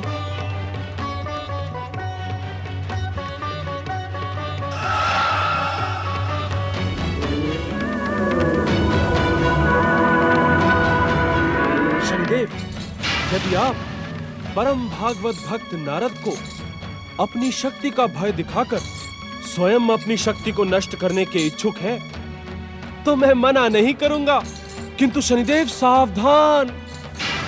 यदि आप किसी अनुचित दंड विधान का प्रयोग मुझ पर करेंगे तो आपकी शक्ति स्वयं आपके मुंह पर आकर गिरेगी। नारद! शनिदेव, भाग्य विधाता शनिदेव, उत्तेजित ना हो। नारद, भाग्य विधाता किसी पे बार बार उत्तेजित नहीं होते। एक बार उत्तेजित होते हैं और उसका परिणाम उसे जीवन भर भुगतना होता है। नारायण नारायण, अब आप अपनी उत्तेजना के कारण जगदीश्वर भगवान विष्णु से दंड पाकर किसी को मुंह दिखाने के इच्छुक नहीं है, तो भला मैं आपकी क्या सहायता कर सकता हूं?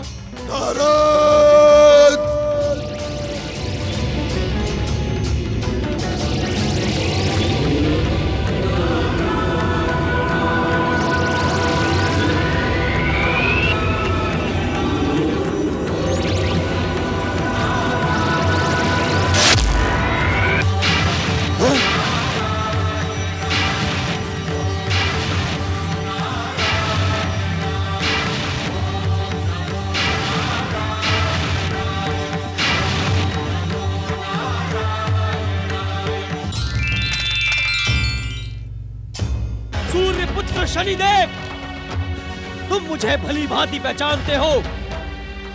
पृथ्वी सम्राट प्रियव्रत पर कुदृष्टि डालने का दुस्साहस का दंड जगदीश्वर भगवान विष्णु की इच्छा से मैंने पहले भी दिया था।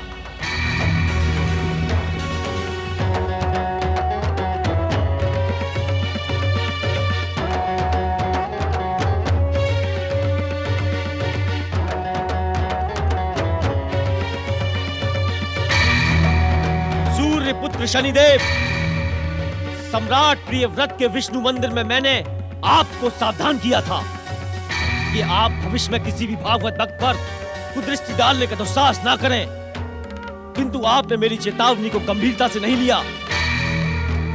आज मैं आपको दंडित करूंगा। जगदीश्वर भगवान विष्णु की इच्छा से मेरी रक्षा के लिए प्रकट हुए अमोघ अस्त्र सूर्यपुत्र शनिदेव को दंडित करने से पूर्व मेरी एक प्रार्थना अवश्य सुन ले। भक्त शिरोमणि देवर्षि नारद, आप प्रार्थना नहीं, आज्ञा करें। मैं आपका क्या कल्याण कर सकता हूँ? नारायण नारायण, हे अमोघ अस्त्र, मेरी प्रार्थना स्वीकार कर सूर्यपुत्र शनिदेव को क्षमा करें।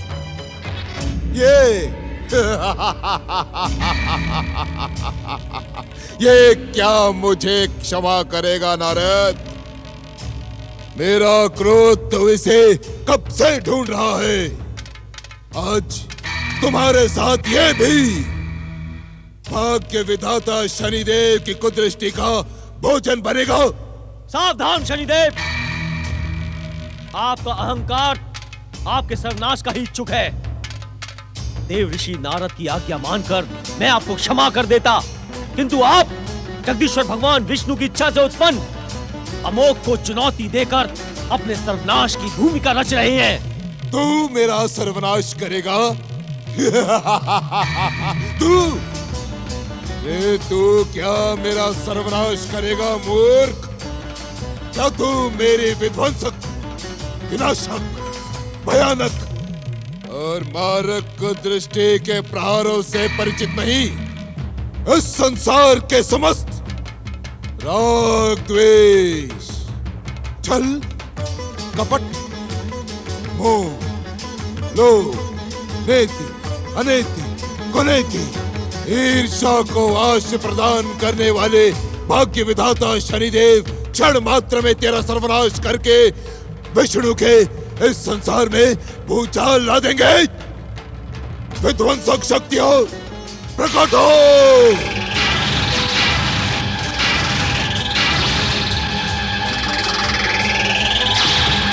सावधान शनिदेव, आपका अहंकार आज अपने ही सर्वनाश की भूमिका रच रहा है।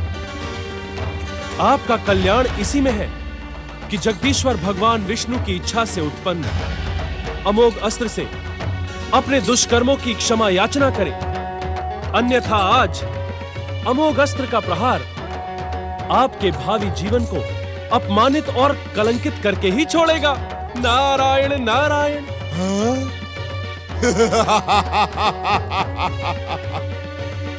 अपमानित और कलंकित कौन होगा इसका निर्णय मैं अभी और इसी समय कर देता हूं।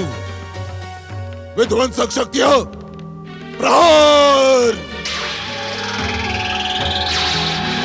जय श्री हरि।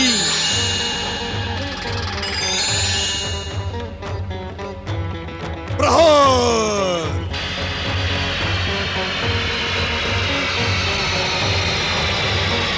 जय श्री हरि।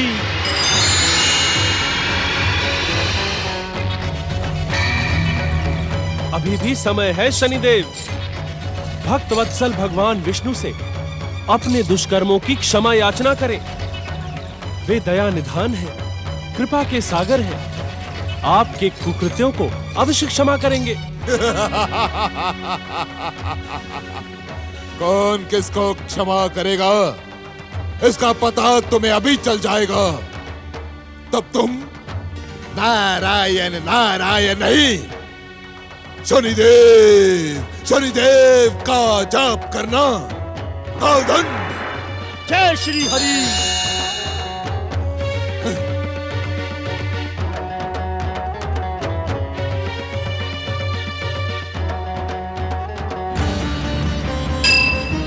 जय शनिदेव, जय शनिदेव, जय शनिदेव, जय शनिदेव, जय शनिदेव, जय शनिदेव।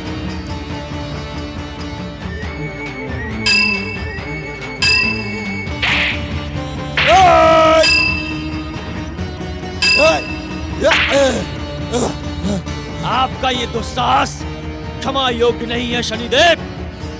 आज मैं आपको पराजित करके छोड़ नहीं दूंगा, अपितु दंडित भी करूंगा।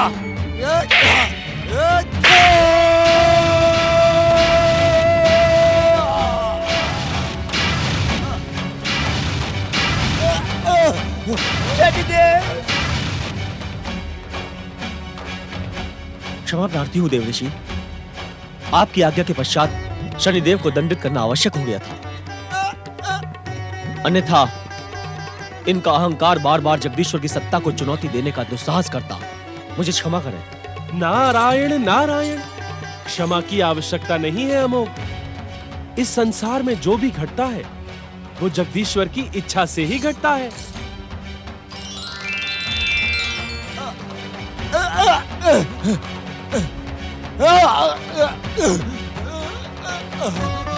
सूर्यपुत्र शनिदेव, आज की इस घटना ने सदा भक्ति में आनंदित रहने वाले नारद का मन उद्विग्न कर दिया।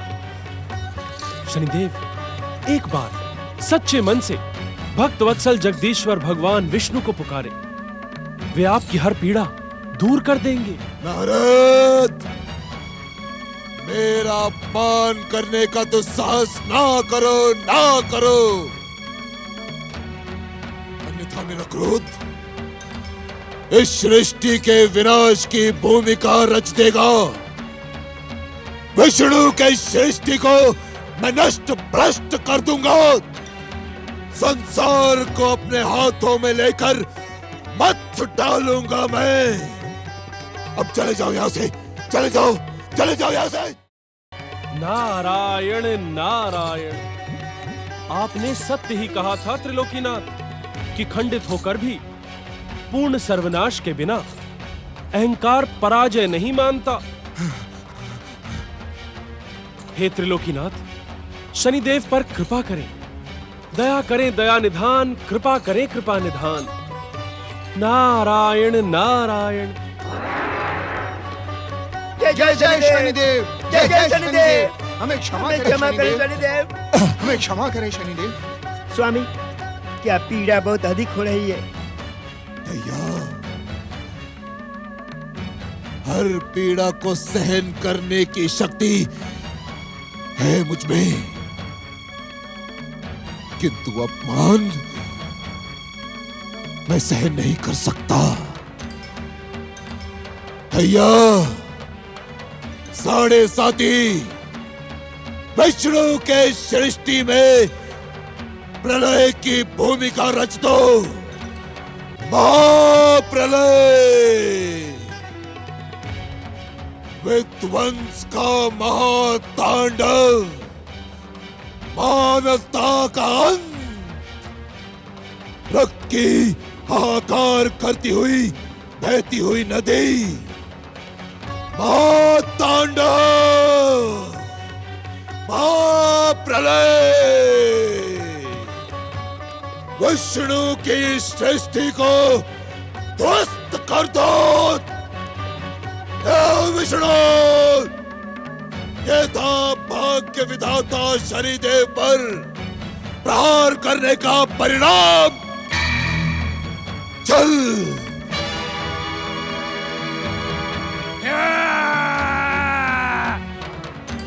कपट, भाग।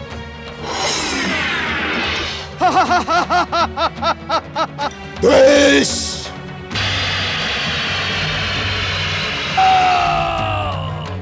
लोभ, मोह,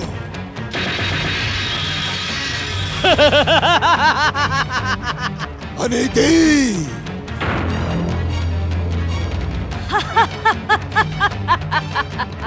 कुनीति,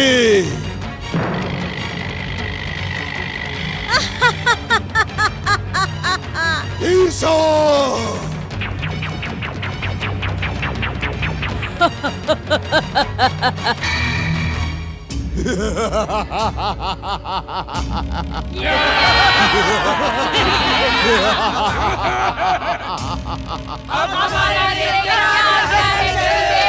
विष्णु के सृष्टि में महाप्रलय का महातांडव करो।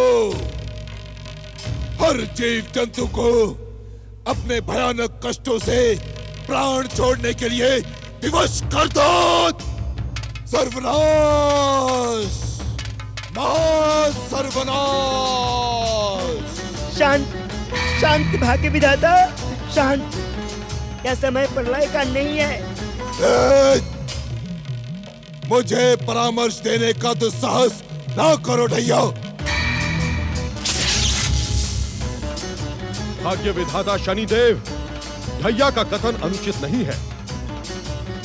उस छलिया विष्णु ने आज जो भी किया उसका हम भयंकर प्रतिशोध लेंगे। आप शांत हो जाइए। नहीं नहीं दैत्य गुरु, नहीं।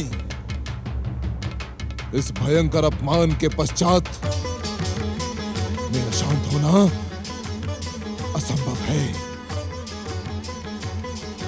विष्णु के सृष्टि में प्रलय किए बिना शनिदेव का चित्त शांत हो ही नहीं सकता।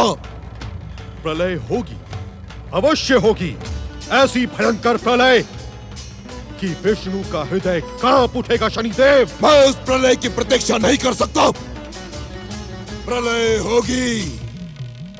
प्रलय आज, अभी और इसी समय होगी।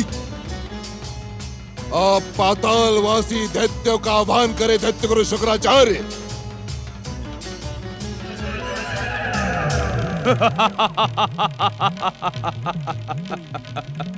शनिदेव, दैत्य गुरु शुक्राचार्य की बात पर विश्वास करें।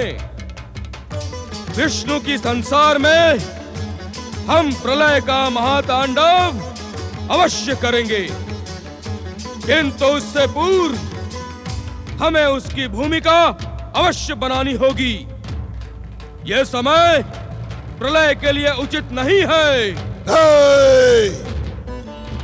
भाग्य विधाता शनिदेव, आपको तो भली भांति ज्ञात है कि भगवान शिव ने इस युग को सतयुग बताते हुए विध्वंसक शक्तियों को शांति बना रखने का आदेश दिया था। शनिदेव, समय की प्रतीक्षा करें। प्रतीक्षा का समय दुष्ट विष्णु भक्तों को पीड़ित करने में बिताए भाग्य विधाता। सुनीति का पुत्र विष्णु भक्त ध्रुव अपने पिता उत्तानपाद के राजमहल तक पहुंच गया है। क्षमा करें भाग्य विधाता, हम उस बालक को भ्रमित करने में असफल रहे। भाग्य विधाता, हमने उसे शनि भक्ति का पाठ पढ़ाने का बहुत ही प्रयास किया, किंतु तुमसे कुछ नहीं होगा दुष्टों, कुछ नहीं। अब मैं स्वयं उसे दंडित करूंगा।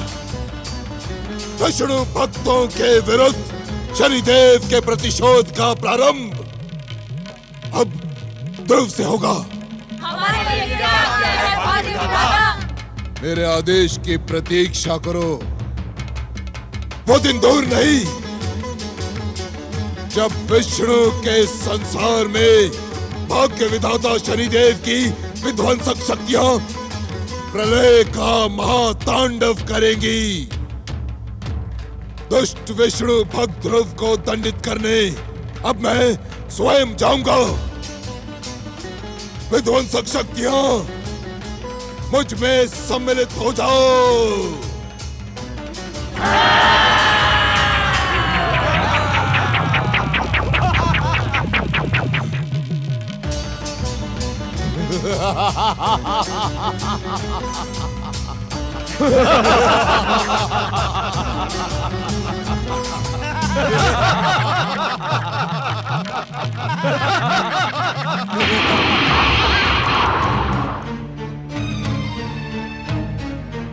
महामंत्री जी कहकर गए हैं कि वे शीघ्र ही इन्हें राज्यसभा में बुलाएंगे, किंतु अभी तक कोई संदेश नहीं आया।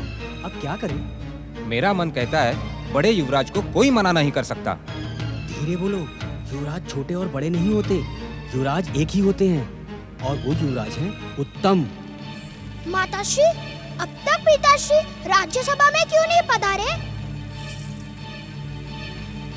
कहाँ है महामंत्री सुदत्ते? वे अभी तक महाराज को लेकर क्यों नहीं आए? क्या उन्हें लाने के लिए हमें स्वयं जाना पड़ेगा? ठहरिए माताश्री, मैं भी आपके साथ चलता हूँ। युवराज अपने सिंहासन से बार बार नहीं उठा करते। हम स्वयं महाराज को लेकर आएंगे।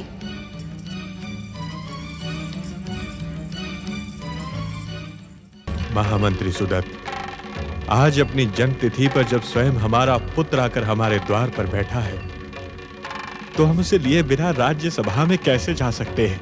किंतु महाराज, हम पहले अपने प्रिय पुत्र से मिलने के इच्छुक हैं। पटरानी जी की जय हो, पटरानी जी की जय हो। महाराज, ऐसा प्रतीत होता है पटरानी स्वयं आपको राज्यसभा में ले जाने के लिए इधर ही पधार रही है। क्षमा करें महाराज, यदि आपने युवराज ध्रुव की बात पटरानी से की तो वे उग्र रूप धारण करके ध्रुव को अपमानित कर देंगी। कृपा करके। हम सब कुछ समझ गए हैं महामंत्री। अब युवराज ध्रुव को हमारे समीप लाने का उत्तरदायित्व आपका है। पटरानी सुरुचि की जय हो, पटरानी सुरुचि की जय हो, पटरानी सुरुचि की जय हो, पटरानी सुरुचि की जय हो। अस्वस्थ होते हुए भी हम तुम्हारे आग्रह पर राज्यसभा में जाने के लिए प्रस्तुत हैं। चलें पटरानी। महाराज, यदि आपका स्वास्थ्य ठीक नहीं था तो आपने हमें सूचना देना उचित क्यों नहीं समझा? क्या अब हम आपके लिए पराये हो गए हैं? नहीं पटरानी, नहीं। हमें भली भांति ज्ञात है महाराज, आप न ही हमसे स्नेह करते हैं और न ही हम पर विश्वास। ऐसा न कहें पटरानी, ऐसा न कहें।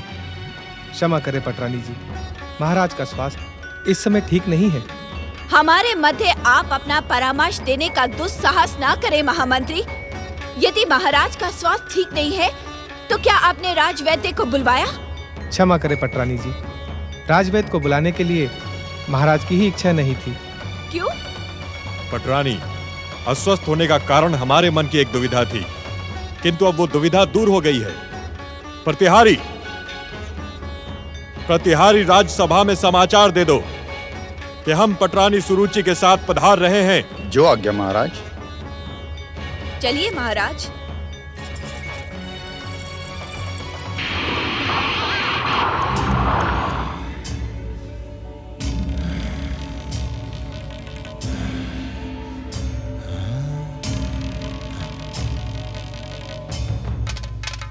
दुष्ट ध्रुव,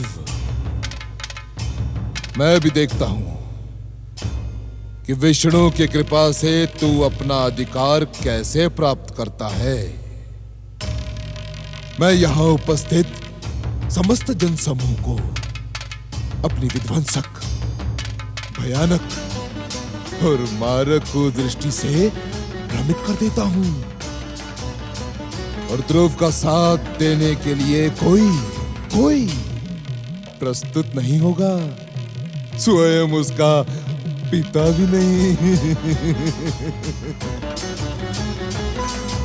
महाराज राज्यसभा में पधार रहे हैं।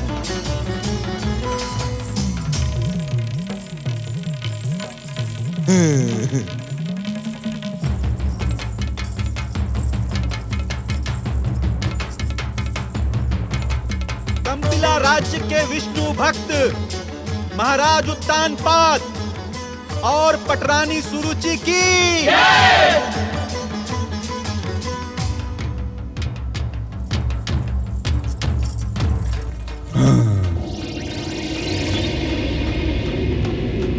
राज्यसभा में उपस्थित सज्जनों और प्रजाजनों, हमें खेद है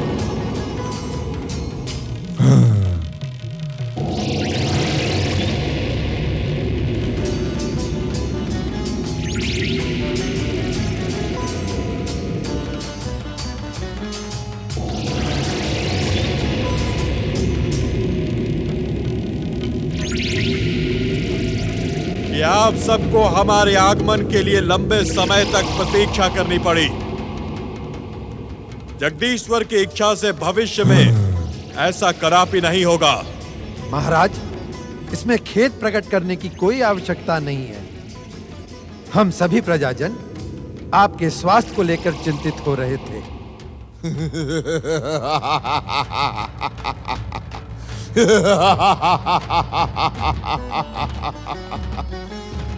विष्णु,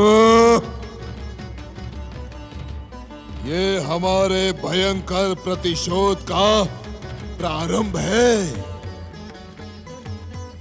अब देखना हमारी कुदृष्टि का परिणाम। तुम अपने परम भक्त ध्रुव को कष्टों से बचा नहीं पाओगे।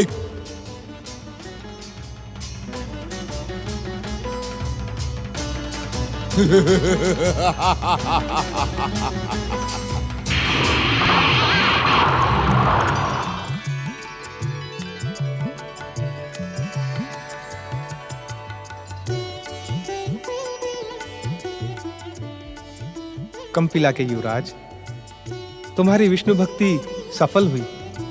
मैं तुम्हें महाराज के निकट ले जाने के लिए ही आया हूँ। महाराज स्वयं तुमसे मिलने के लिए व्यग्र हैं। वे राज्यसभा में तुम्हारी प्रतीक्षा कर रहे हैं। क्या मेरे पिताश्री मुझे मेरा अधिकार प्रदान करेंगे? क्या मेरी माता को आदर से पुनः कंपिला लेकर आएंगे? अवश्य युवराज। अब तो ये असंभव भी जगदीश्वर की कृपा से संभव होता दिखाई पड़ रहा है। चलें युवराज, महाराज को और अधिक प्रतीक्षा न करवाइए। चलिए।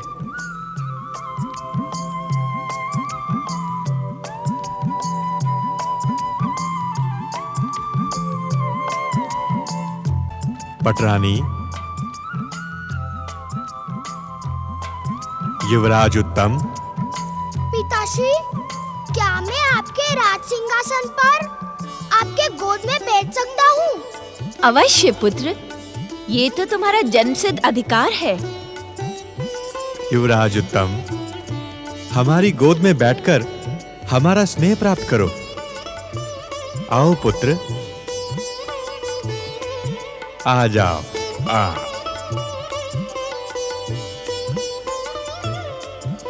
महाराज उत्तानपाद, पटरानी सुरुचि और युवराज उत्तम की जय। जय श्री हरि, जय श्री हरि, जय श्री हरि, जय श्री हरि, जय श्री हरि, जय श्री हरि। मैं भी आपका पुत्र हूँ पिताश्री।